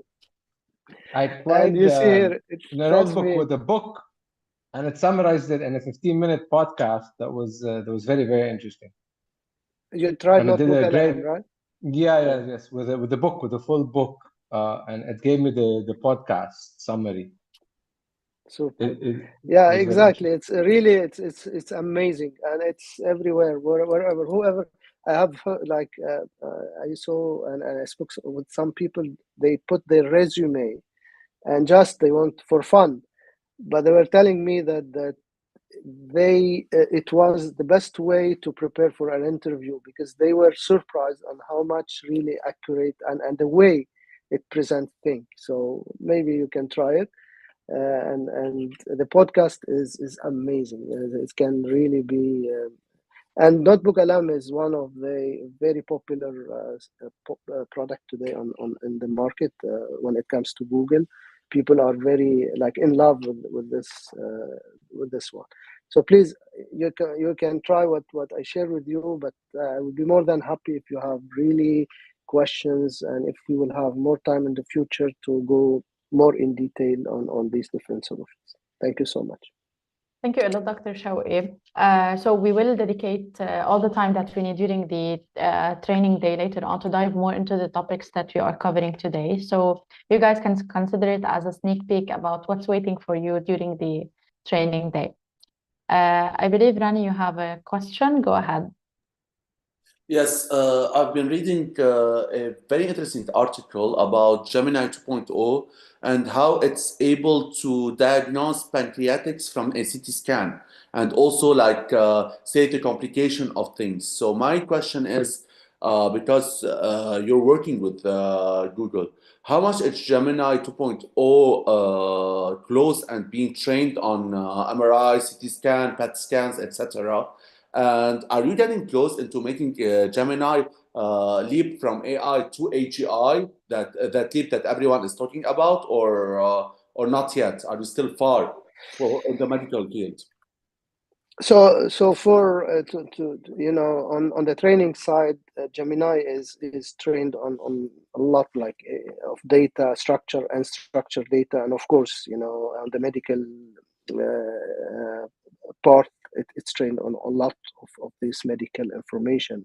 But to the fact that the medical and the domain is very sensitive, this is why we developed MedLM to be more domain specific, and this is always the generic. And I think Chris spoke about it when we speak about generic LLMs. Where, you know, if you go on a domain specific thing, they will be very broad. Well, however, the domain specific deliver a better understanding. As you have seen, MedLM for the USMLE, it achieved a very high score. However, Gemini wouldn't achieve the same because it has a broader knowledge. When it comes to AGI, I think we are progressing. We are not pretending today to we don't know when it's accelerating. I remember 3-4 years back when we were speaking about AI, we're saying AGI will come in 250 in 2050. I mean, and I think it will be much faster. The agent approach might be one way to maybe to accelerate this as well, because we'll be delivering these multitask. Because AGI actually is the fact that this AI will be able to act and understand and reason as human being. And I think agents approach might be the way to go there. But again, nobody today can predict when we will reach this point. Yeah, all right. Dr. Shawqi. So now the best for the last, we move with Dr. Ali, who's gonna give us more, who is gonna dive into the ethics and laws of AI in healthcare. Dr. Ali, تحفظ صح statement. Okay. هلا we all talk about. For last. Okay, we kept him waiting, and he has only 20 minutes. To be fair, you took more than him, so ما بيأثر. Go ahead, Dr. Ali, the floor is yours. Dr. Ali, you are muted. Dr. Ali? أحسن زمطت، أنا بكون عم بجاوبني أكيد. He's answering me, so it's good thing he's still muted. I am sorry. Yes, thank you very much, Amanda, for the introduction. I really appreciate it. And you know, with Dr. Al-Haj starting with sprinkles, I should have put a dribble with the time that I have left here, because all I'm able to share is really a dribble of the ethics and laws of AI in healthcare with you today. So, okay. I am basically an attorney in the United States by training. I have a background also in neuroscience and mathematics. So I come to this with, if you want, what it takes to claim to be an aspirational AI expert in the field at some point. I am not yet at the level of the predecessor speakers that spoke before me, but I hope to get there. I do not have any conflict of interest with any of the companies that were shared today, except with HealTech. You know, I'm a co-founder of HealTech, and for all you know, I am really a real human. I am not a reproduction of any AI. So I'm going to restart with a brief recap of the potential applications of AI in healthcare, and then move on to identify some of the risks, legal challenges, and ethical considerations that we need to focus on as we deal with AI. And finally, wrap up with an evolving theory about AI and the responsibility associated with it, and that is the AI personhood. So to recap what was presented, we can very much, be certain these days that AI is already having an impact and will have a greater impact in the near future in areas of medical devices, healthcare administration, biopharma, diagnosis, treatments, etc. And to restate a quote that Dr. Ismail shared, we overestimate the change that will occur in the next 2 years and underestimate the change that will occur in the next 10 years. Let me tell you that we are really today underestimating the change that will occur in the next 5 years. So the change is coming much faster than we anticipate. And like with every other change, this one is not without its risks and the challenges, including the legal and ethical one. And if we are to sum up those, we can put them together in an acronym called SPIRAL, where S is for the security and safety of using this system. Like any other system, any computer that you have, any access to the cloud that you have, there are security and safety issues that can arise from using the system. So one of the things you need to make sure of as a user or as a buyer, as a purchaser of these systems, especially AI in healthcare, are they secure? And are they safe to use? And by safety here, we're not necessarily meaning hacking. We're meaning safety to the ultimate person who's gonna benefit from these systems. Will they cause harm, physical harm in any way? So these are legitimate questions that need to be asked of the AI providers, developers, trainers, etc. The second risk is one of privacy and individuals' data. And I think one of you actually raised that question in the chat early on. What about individuals' privacy? Yes, that's a major concern. With AI today, with Google, perhaps Dr. Taubi can elaborate on that later on in the discussion afterwards. Where is that data stored? Where is the Google Cloud? Is it in one place, secured, safe, or is it distributed all over the world? Or is every niche having its own cloud where it is actually storing its data? So the issue of individuals' data, the privacy of that data is quite crucial. Why? Because here you're not simply dealing, with financial data. I will steal probably $300 or $400 of your bank account. No, that is one part of the data that is stored about you. But you're gonna deal with my health. You're gonna deal with my personal, private data. You're gonna be able to know exactly what I have, steal it, manipulate it to your own advantage, and perhaps harm me in the process. And if that happens, who's to be responsible? We're going to talk about accountability in a minute. But the third risk, one of the important things here is reliability. How consistent are the answers given by AI? Mr. Zughbi showed us that basically these language models work by statistics. They sort words in order. They do not necessarily think. So they go browse and by probability plug in a word here, a word there, and they give you their answer. So is that consistent? How accurate it is? And is it reproducible? Would you ask the same question twice or 3 times and get the same answer from AI? Or will it change its mind? Will it hallucinate something new for you every time it tries to answer you? And again, the question becomes, who is accountable? Who's responsible for these errors? Is it the developer? Is it Google? Is it the trainer, those who put the LLMs through the training programs? Is it the provider, the hospital that has acquired the system? Or is it you, the user, the end user? And we're going to try to address those as we go through this presentation towards the end. And last but not least is the issue of literacy. How would you minimize your own responsibility as a user? Well, on one hand, you have to learn what you're dealing with. Would you drive a car without learning how to drive? You would be a risk on the road. You will be literally a killing machine. So you need to learn how to drive a car before you drive the car. And you need to learn how to deal with AI before you start dealing with AI.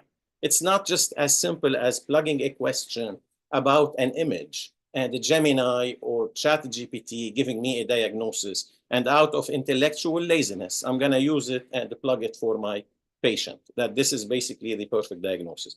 That is going to engender for you accountability, responsibility. So you need to understand the understandability that Dr. Hajj mentioned early on is on your onus is basically on your shoulders, and the explainability is on the part of the developer to make sure that whatever they're actually designing and presenting to us as users is something that we can understand, and it's not just a black box for them to deal with. So how do these risks present themselves in real life? This is an example from the field of dermatology, an example of an AI that was trained to distinguish benign from malignant skin lesions. Again, there was a question from a dermatologist in the group about the use of such AI. This model actually was trained on thousands of patients, and it was doing beautifully well, up to 80% reliability in detecting or differentiating benign lesions from malignant lesions. That was the case up until the color of the skin of the patients changed. And that reliability suddenly dropped from 80% to less than 40%. Why did that happen? Is AI, racist by nature? No, that is not the case. AI is basically, in this particular case, a smart machine that is trained on probability and statistics to give you an answer using vision and LLM in this particular case, large language models with the smart vision capabilities. So what happened? What happened is that on the part of the training, this system was trained mostly on white patients, white folks. So anytime it was presented with fair-colored skin or light-colored skin, it did well. It gave you a beautiful and highly reliable differentiation of the lesions. When it started being presented with darker skin, darker shades of skin, brown skin, black skin, etc., it started making errors. This is what we refer to as the systemic bias in the diagnosis. And this systemic bias may actually present as prejudice against groups of people. Again, the AI tools themselves are not prejudiced, but they're only as good as the information that we provide to them. If we train them on data that is not fully comprehensive of the society, we're going to have a problem. If you want to take an AI trained on folks in the Far East, in China, and use it in the Middle East, you're going to have a problem. The same thing if you take an AI trained on folks in the United States or in Europe and use it in the Middle East, you're going to have a problem. So you need to have tools that are trained on information that is relevant to you, your information. Otherwise, you're going to end up with unequal access. That could be in hiring, in the healthcare delivery, or in the particular case that we've seen earlier, inaccurate diagnosis, and this could lead to inappropriate treatment and the physical harm and the risk that we mentioned earlier. So addressing this bias in AI in healthcare requires what we call validation of the ground truth upon which AI is trained, and that means using the proper training data for AI in the context in which you're using it. So this systemic bias in the diagnosis can skew the result, but it can arise from several sources. One of them, as I mentioned, is the data upon which it's trained. If the data is not comprehensive enough or has underrepresented and overrepresented demographics within the clinical group, you're going to have problems. The second source of bias may be the measurement itself. You've trained AI to look at a range of points between, let's say, point C and point F. And now you're presenting it with a question that falls under A or B, outside that range, or way there in G or I or X. So this is outside the range of measurement that AI is trained for. The data is valid, but the range is limited, and you're going to have a problem. The third source of the problem here could be an algorithmic source, and that may be a fault in the design of the algorithm. In other words, the algorithm may not be reliable enough. It may not be smart enough. Any of these problems here could lead to these discriminatory practices and ultimately inequities in the healthcare delivery and problem with diagnosis and eventually treatment. So with these risks, we're going to face some legal challenges. If you are harmed or damaged by AI, your only recourse is going to be a lawsuit. You have to seek to redress your damage under the law. So how do we do that? Today, unfortunately, we do not have a fully developed body of law to address the damage or the harm caused by AI. So we fall on existing law, and we follow the same logic in the analysis of that harm. So the first question we ask, what is the nature of the harm caused by the AI? Is it physical harm? Was the person himself or herself injured by a decision made by AI? Or was it a violation of privacy, data theft? And then as a consequence of that, the person was injured. So defining the nature of the harm is crucial. And then who bears the blame? Who is responsible for that harm? Is it the end user because they were sloppy and negligent? Or is it the developer and the trainer on the other end of the spectrum because they did not actually do a good job either in the design of the algorithm or in its training? Or is it somewhere in between, the owner who did not pay enough to keep it updated, trained on more recent data, and maintained properly the way it should be maintained? So in trying to answer who bears the blame, we have to actually look at all of these variables. Who was negligent in that spectrum? From developer and trainer all the way to end user. Because each one of us bears responsibility when it comes with dealing with AI. Even you as the end user, you bear a responsibility, and I'm going to talk about that towards the end. The other question that we need to ask in determining, in facing illegal challenges and determining liability is whether AI is a tool or an assistant in this category. In the hands of a healthcare provider, a physician or a nurse, is AI a stethoscope or perhaps an imaging machine, an X-ray or an MRI, or is it a physician assistant and a nurse? And those of you who are in the healthcare field will know the difference. If you have a defective stethoscope, that's product liability. The problem is with the company that designed the stethoscope. But if you have a nurse who made an error or a physician who made the error, then that's a medical malpractice. And the burden here shifts. The tools with which we prove liability change.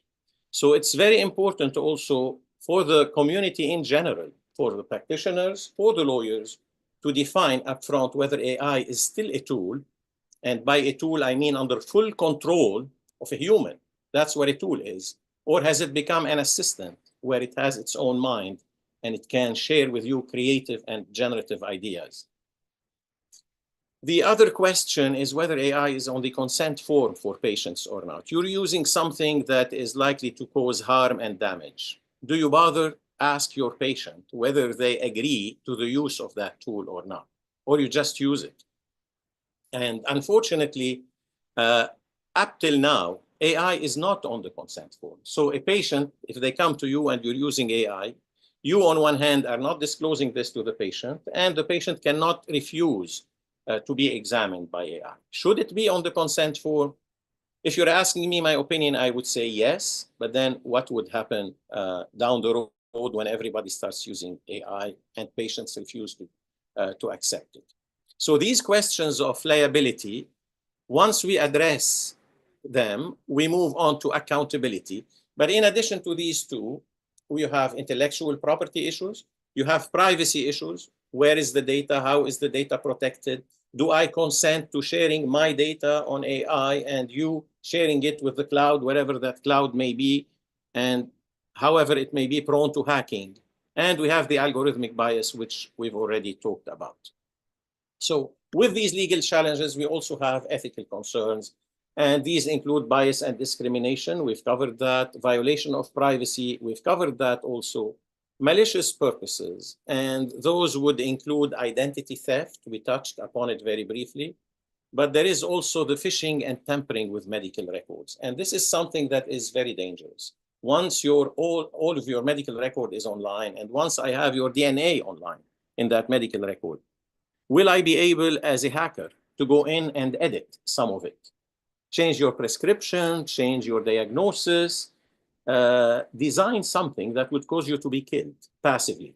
That's a possibility. It's a very likely possibility, especially if there is no human supervision of every action that is taken by AI or with AI in that context. Job displacement, everybody has talked about it. Yes, there will be job displacement, and it is not as simple as before. In the past, the worker lines in factories were replaced by machines, but we were replacing muscles. Okay, and you could go back to the gym. Some of us went back to the gym and built back their muscles. Others sat behind desks and became floppy and floppy and, acquired fat on their bodies. So not all of us actually acquired the stamina to go and train to replace those wasted muscles. With AI, it's a different kind of muscle that we are losing. It is actually the one between our ears. If we become lazy and we do not train it, it will slack back. So again, how do you do to protect yourself? Use AI responsibly. Pure due diligence. These are its essentials. Protect your privacy and that of your patient. That's very important. Understand what you are working with in terms of design, data collection, output evaluation. Talk to the vendor who is selling you that product. Ask them about how it is designed, how the data is collected, how was it trained, how reliable is the output. Make sure you know exactly what you're dealing with.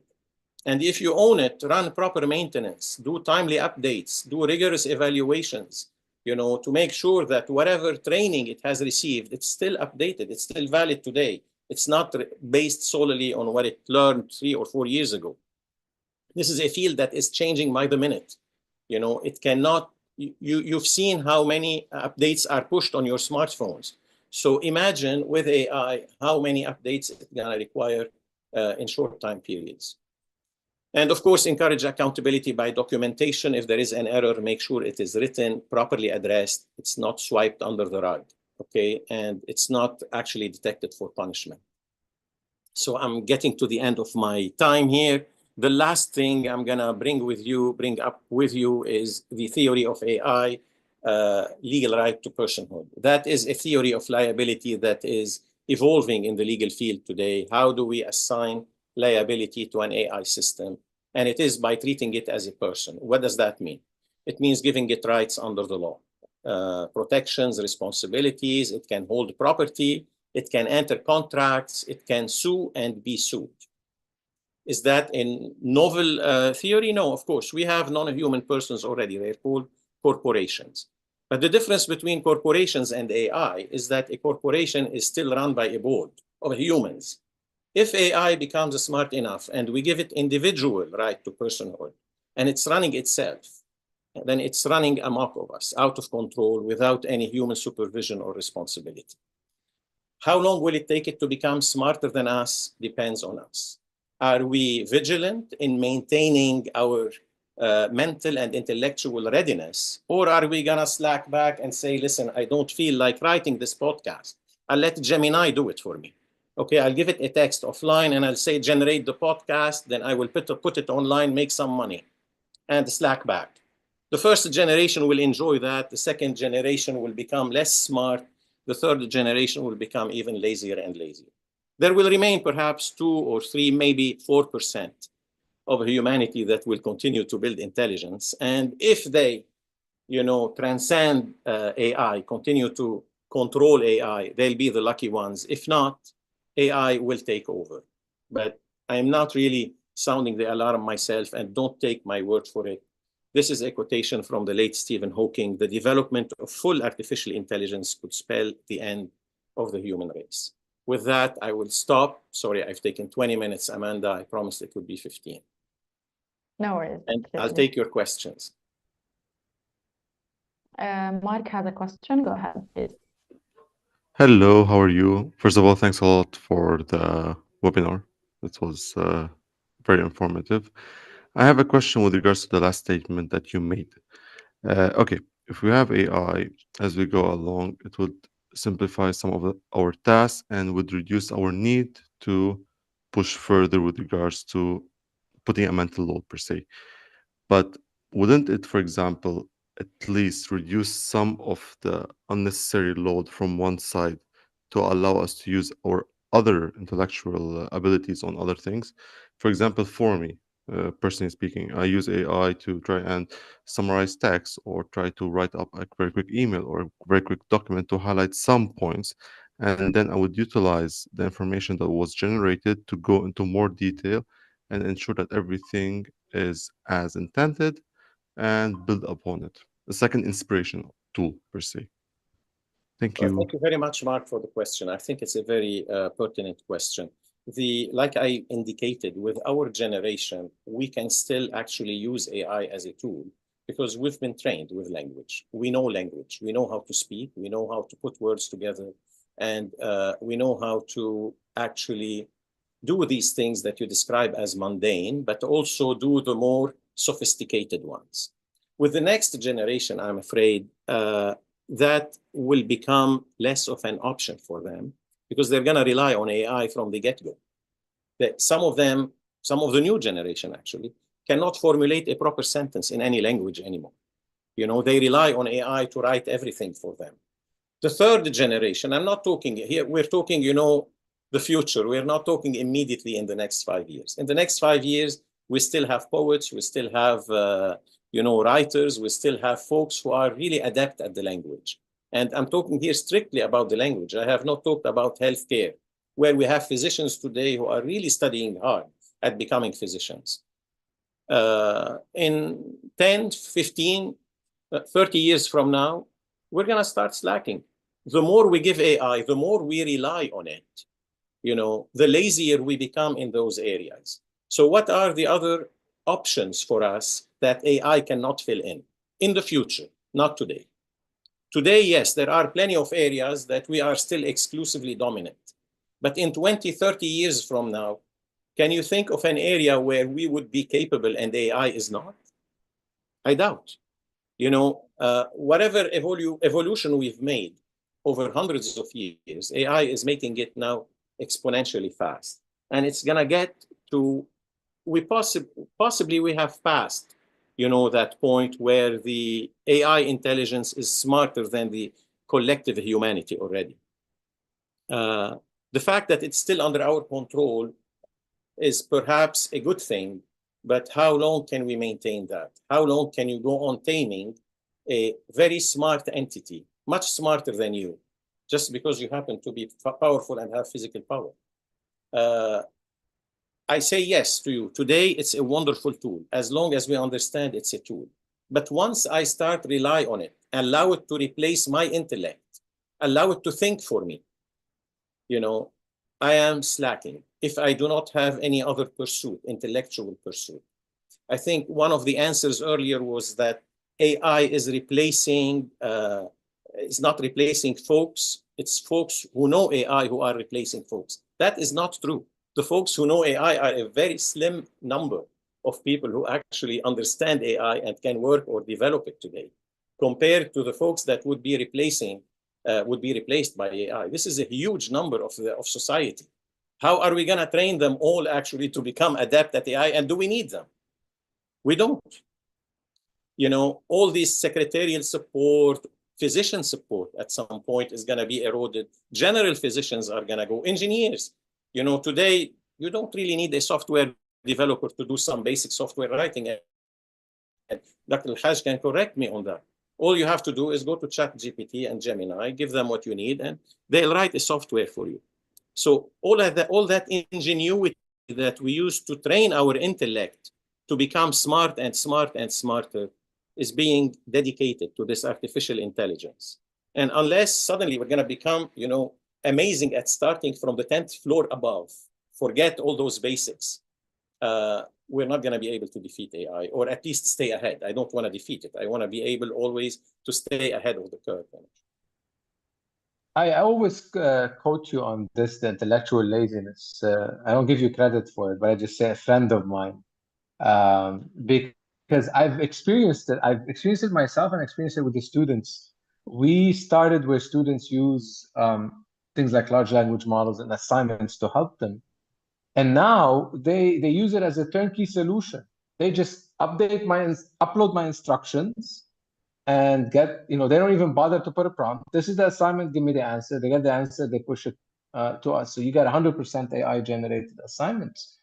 It's, you know, you could see that already in this generation. I've experienced it myself because I used to use it a lot for brainstorming, but now I caught myself the other day reprompting too much, just saying, okay, I don't like the output, refine it more, refine it more, refine it, you know. I kept doing, and then I'm like, okay, hold on, why am I not refining it? It takes me less time for me to take that output as a starting point and refine it to what I like, instead of fully being dependent on it to even do the refinement. You see what I mean? Like, even that small last step, you start getting conditioned that you want the LLM to get the perfect answer for you, and you're not willing to just stop and just take it and put the intellect yourself in whatever you're generating. So I fully agree with this.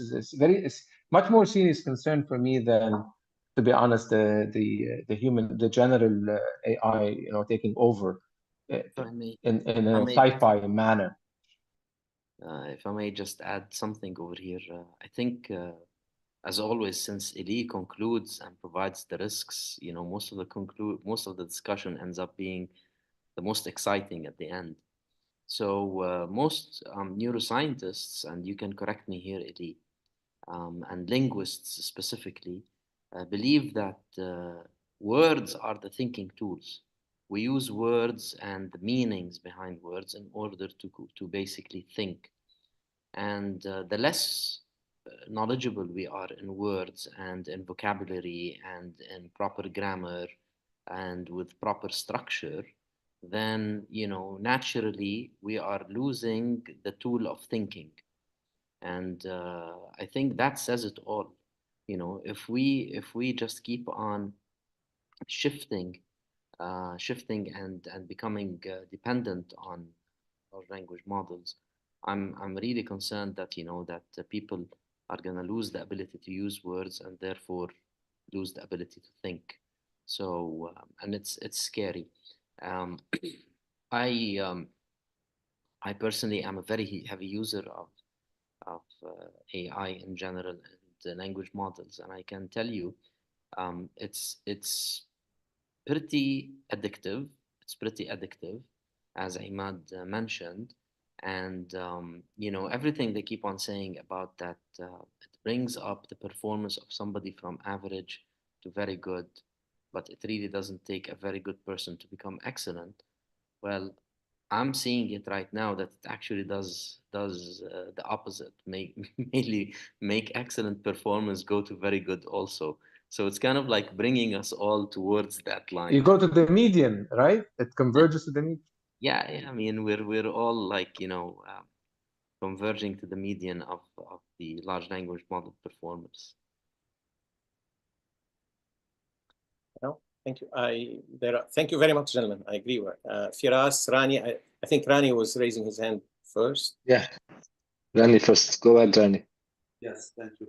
I do have an interesting question about a point you made. It's about giving AI some rights, right? So, and this, I think this will be a big concern, because, like, how can you make AI accountable to his actions? Like, for example, is a simple shift delete equal to a death sentence? I'm just saying.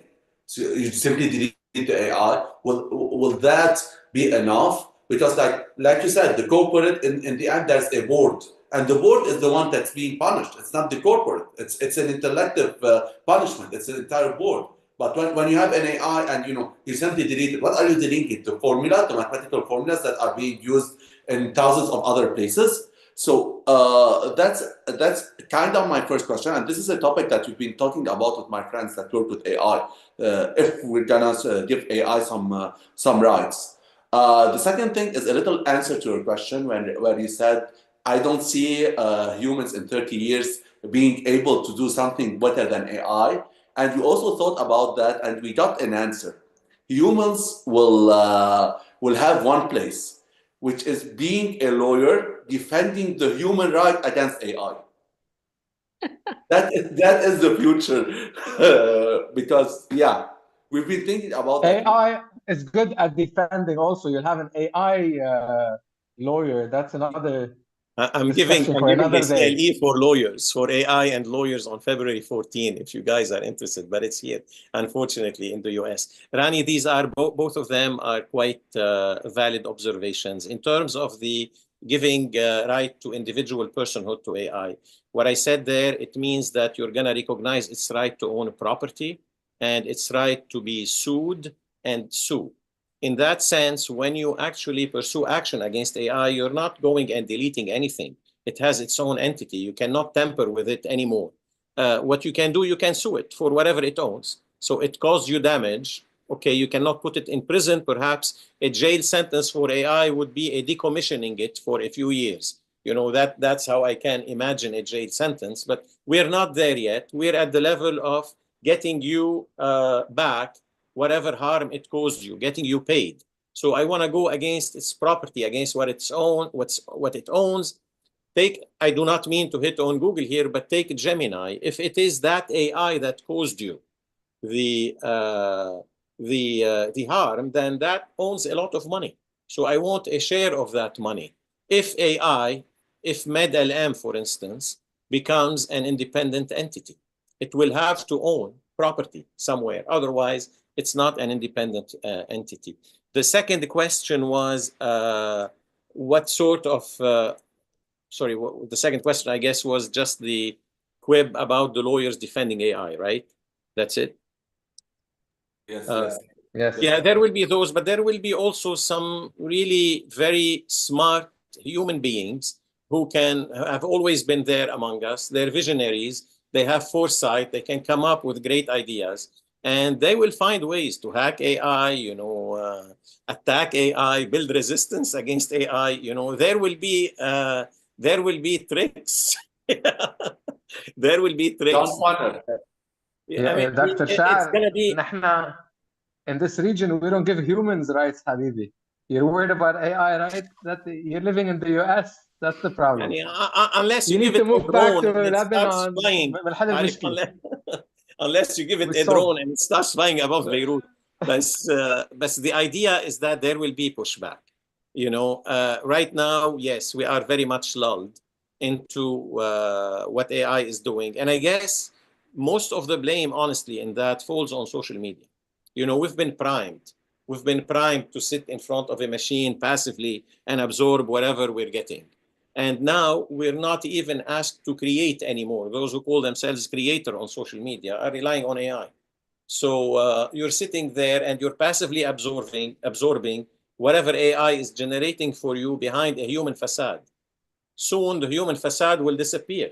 You no longer need it. And AI will lull you more and more. Yes, it will generate a sense of addiction in us. Like I think Dr. Ismail or Imad mentioned early on, that basically it gives you something beautiful initially that you will find it to be different. Why? Because you did not, I guess, read that book by Shakespeare, and it copied the sentence from there. But all of a sudden, you're going to find it repetitious, dull, boring, but you're hooked now. And soon enough, you're withdrawn from your humanity and relying on it. So this is something that I think we need to be aware of. I am all for using it as a tool. Do not, misunderstand my push here. I am very much for advancing the human capabilities and using this burgeoning intelligence to assist us in our intelligence, not to replace ours, to do the things that we early mentioned we wanted it to do, the mundane things. Summarize this thing for me because I don't feel like summarizing it. But not write something de novo for me because I want my creative brain to do that writing. I want the human brain to continue to generate ideas and language. And like Dr. Ismail mentioned early on, yes, language is pretty much exclusive to humans on this planet. I do not know. I teach it to my students. I teach neuroscience. And we are the only species that has these two areas in the brain, Wernicke and the Broca for the physicians among you. And these are exclusive language areas that very much define how we think. The more proper your language is, the better organized it is, the more organized your thoughts are. If you listen to someone on TV who comes up and starts blabbering in 3-4 languages and they cannot formulate a proper sentence, I can bet you that this is how their brain thinks. It's very disorganized and they do not have a clear string of thoughts in their ideas. So if we lose that, we risk losing our thinking abilities. Mark El Ayyash. Yes, just something to add with regards to this point. Okay, in general, we as humans do care a lot about evolution and evolving as species. but we are very slow in terms of our like genes passing by. There were some few technologies that can be applied that can fast track the gene evolution like by 10 generations from the father to the son instantly. But that might not be enough to outpace the current evolution of AI. So there's a possibility that I'm thinking about. I'm not sure if you agree or not agree. Your opinion about this is that humans eventually will turn into cyborgs, integrating things that are very slow at evolving, aka potentially the brain, with AI, similar to what is being done with regards to Neuralink, for example. That's actually a possibility. You know, transcendence is one of the areas that is being contemplated. But then how much of that entity is human and how will remain human? And how much of the organic matter does it need? You know, what defines a human in an entity where the smarter component has become artificial, silica-based? How much of that carbon-based intelligence do you still need with the silica? That's, you know, unfortunately, yes, it is a potential path that we may take. I'm not saying that this is not something that we might embrace. We may embrace it to our detriment. Any of these paths that do not preserve humanity the way we know it today and help advancing it as humans, an organic-based life on this planet, actually is going to lead to us being replaced by the silica-based intelligence.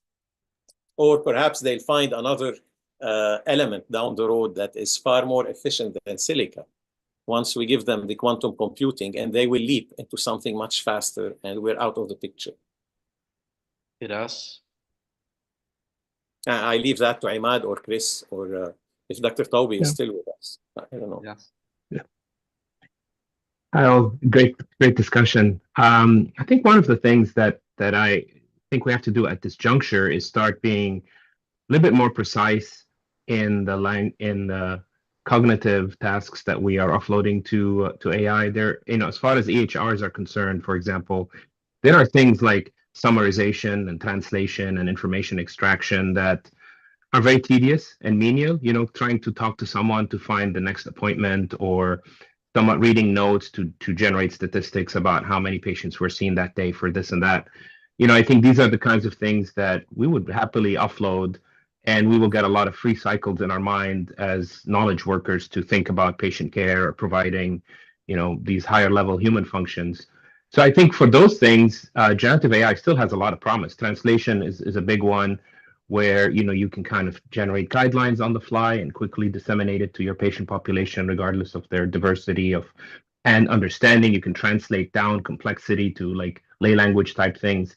So these are tools I think are not as controversial, but I do agree the ones where it does get controversial are, you know, the generative aspects. And there were interesting debates now in, you know, American Medical Informatics Association had a public debate in November at one of their meetings about, you know, are we losing something? And this is just repeating a point said earlier. Are we losing something, for example, when we're not writing the outline of the patient note?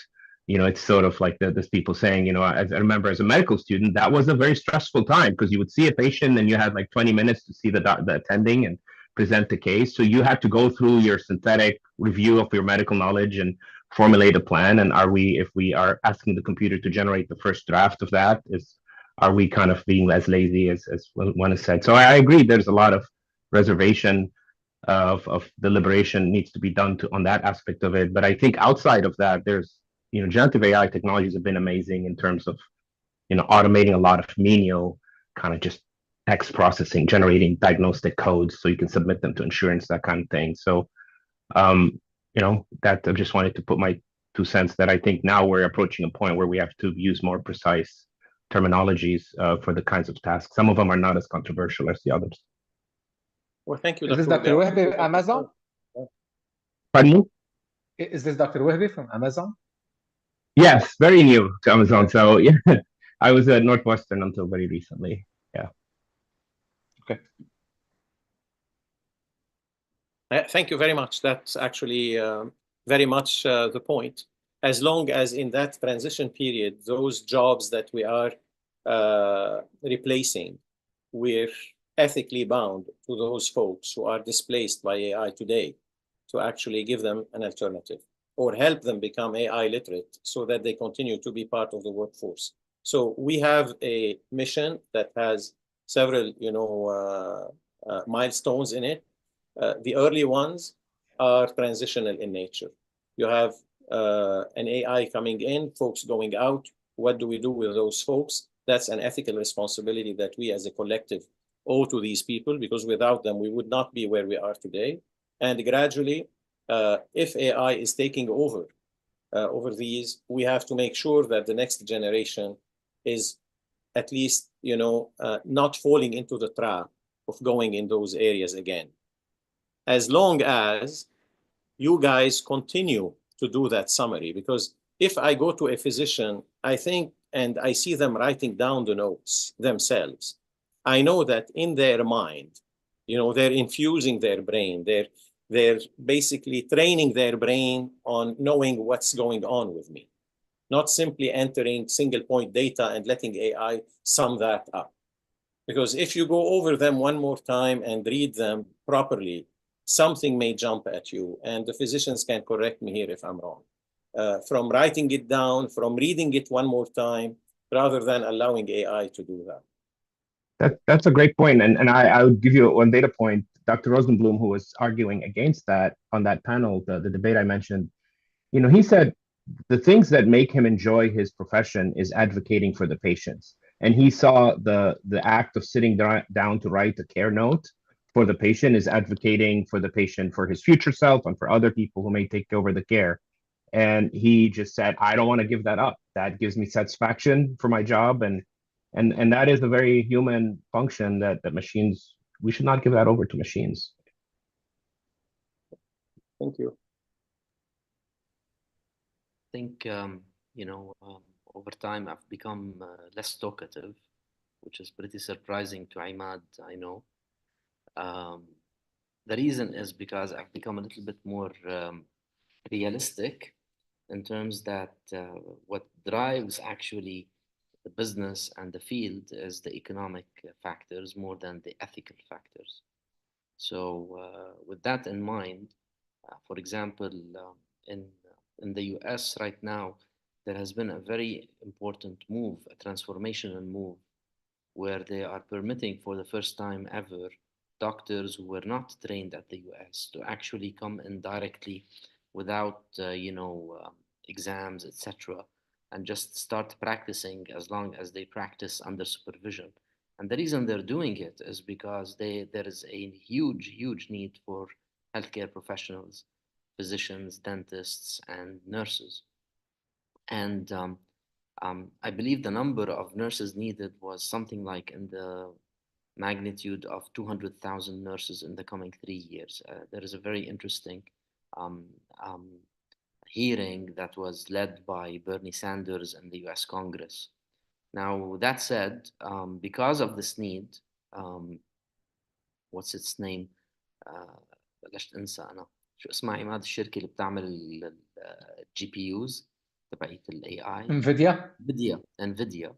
Okay, so NVIDIA is actually right now building a nurse equivalent because they know that there is this huge need for nurses. So yes, I think, on one hand, there is an ethical obligation. On the other hand, need and economics is actually going to be having the heavy hand in steering the way things move. So good luck. Thank you, Hussein. And this harkens back to what Imad alluded to before, the exponential spike, how much it is driven by really the financial component. Healthcare, yes, should be driven really by health, by our priorities and need for really healthcare, and not by the disease industrial complex that has taken over healthcare, much like the military industrial complex has taken over other disciplines. So having said that, if tomorrow there is a financial incentive actually to do one thing one way, if the money suddenly materializes in allowing the outsourcing of remote diagnosis outside the United States or to AI at a cheaper value that will be highly beneficial to the stakeholders in those companies, it will happen. Today, Medicare will not reimburse you in the United States if you're outsourcing diagnosis outside the US. You know, if you're doing telemedicine and you're sending the reading outside, an American physician has to sign on that. Why? Because we do not, much like we do not have control on TikTok outside the United States, we either kill it or we bring half of it to us. So this is the same, unfortunately, the same equation may control down the road the decision-making in the healthcare industry. Which comes first, the human health or the shareholders' interests in that? I hope there will always be room for the humanitarians among us to have a word and say, no, our health comes first. And we're not putting that totally in the hands of a machine. Well, thank you very much, everybody. I think with this sobering statement, we can conclude. And as always, it's been a pleasure seeing all of you folks, Imad, Eli, Chris, Amanda, and Shawqi this time. We look forward to our next webinar, and hopefully by then, Firas Wahbi from Amazon Web Services will be presenting and sharing what they have to offer. And have a good evening, everybody, and see you shortly. Bye-bye. Thank you. Bye-bye. Bye-bye. Thank you. Thank you. Bye-bye. Thank you all for joining. Bye-bye. Bye.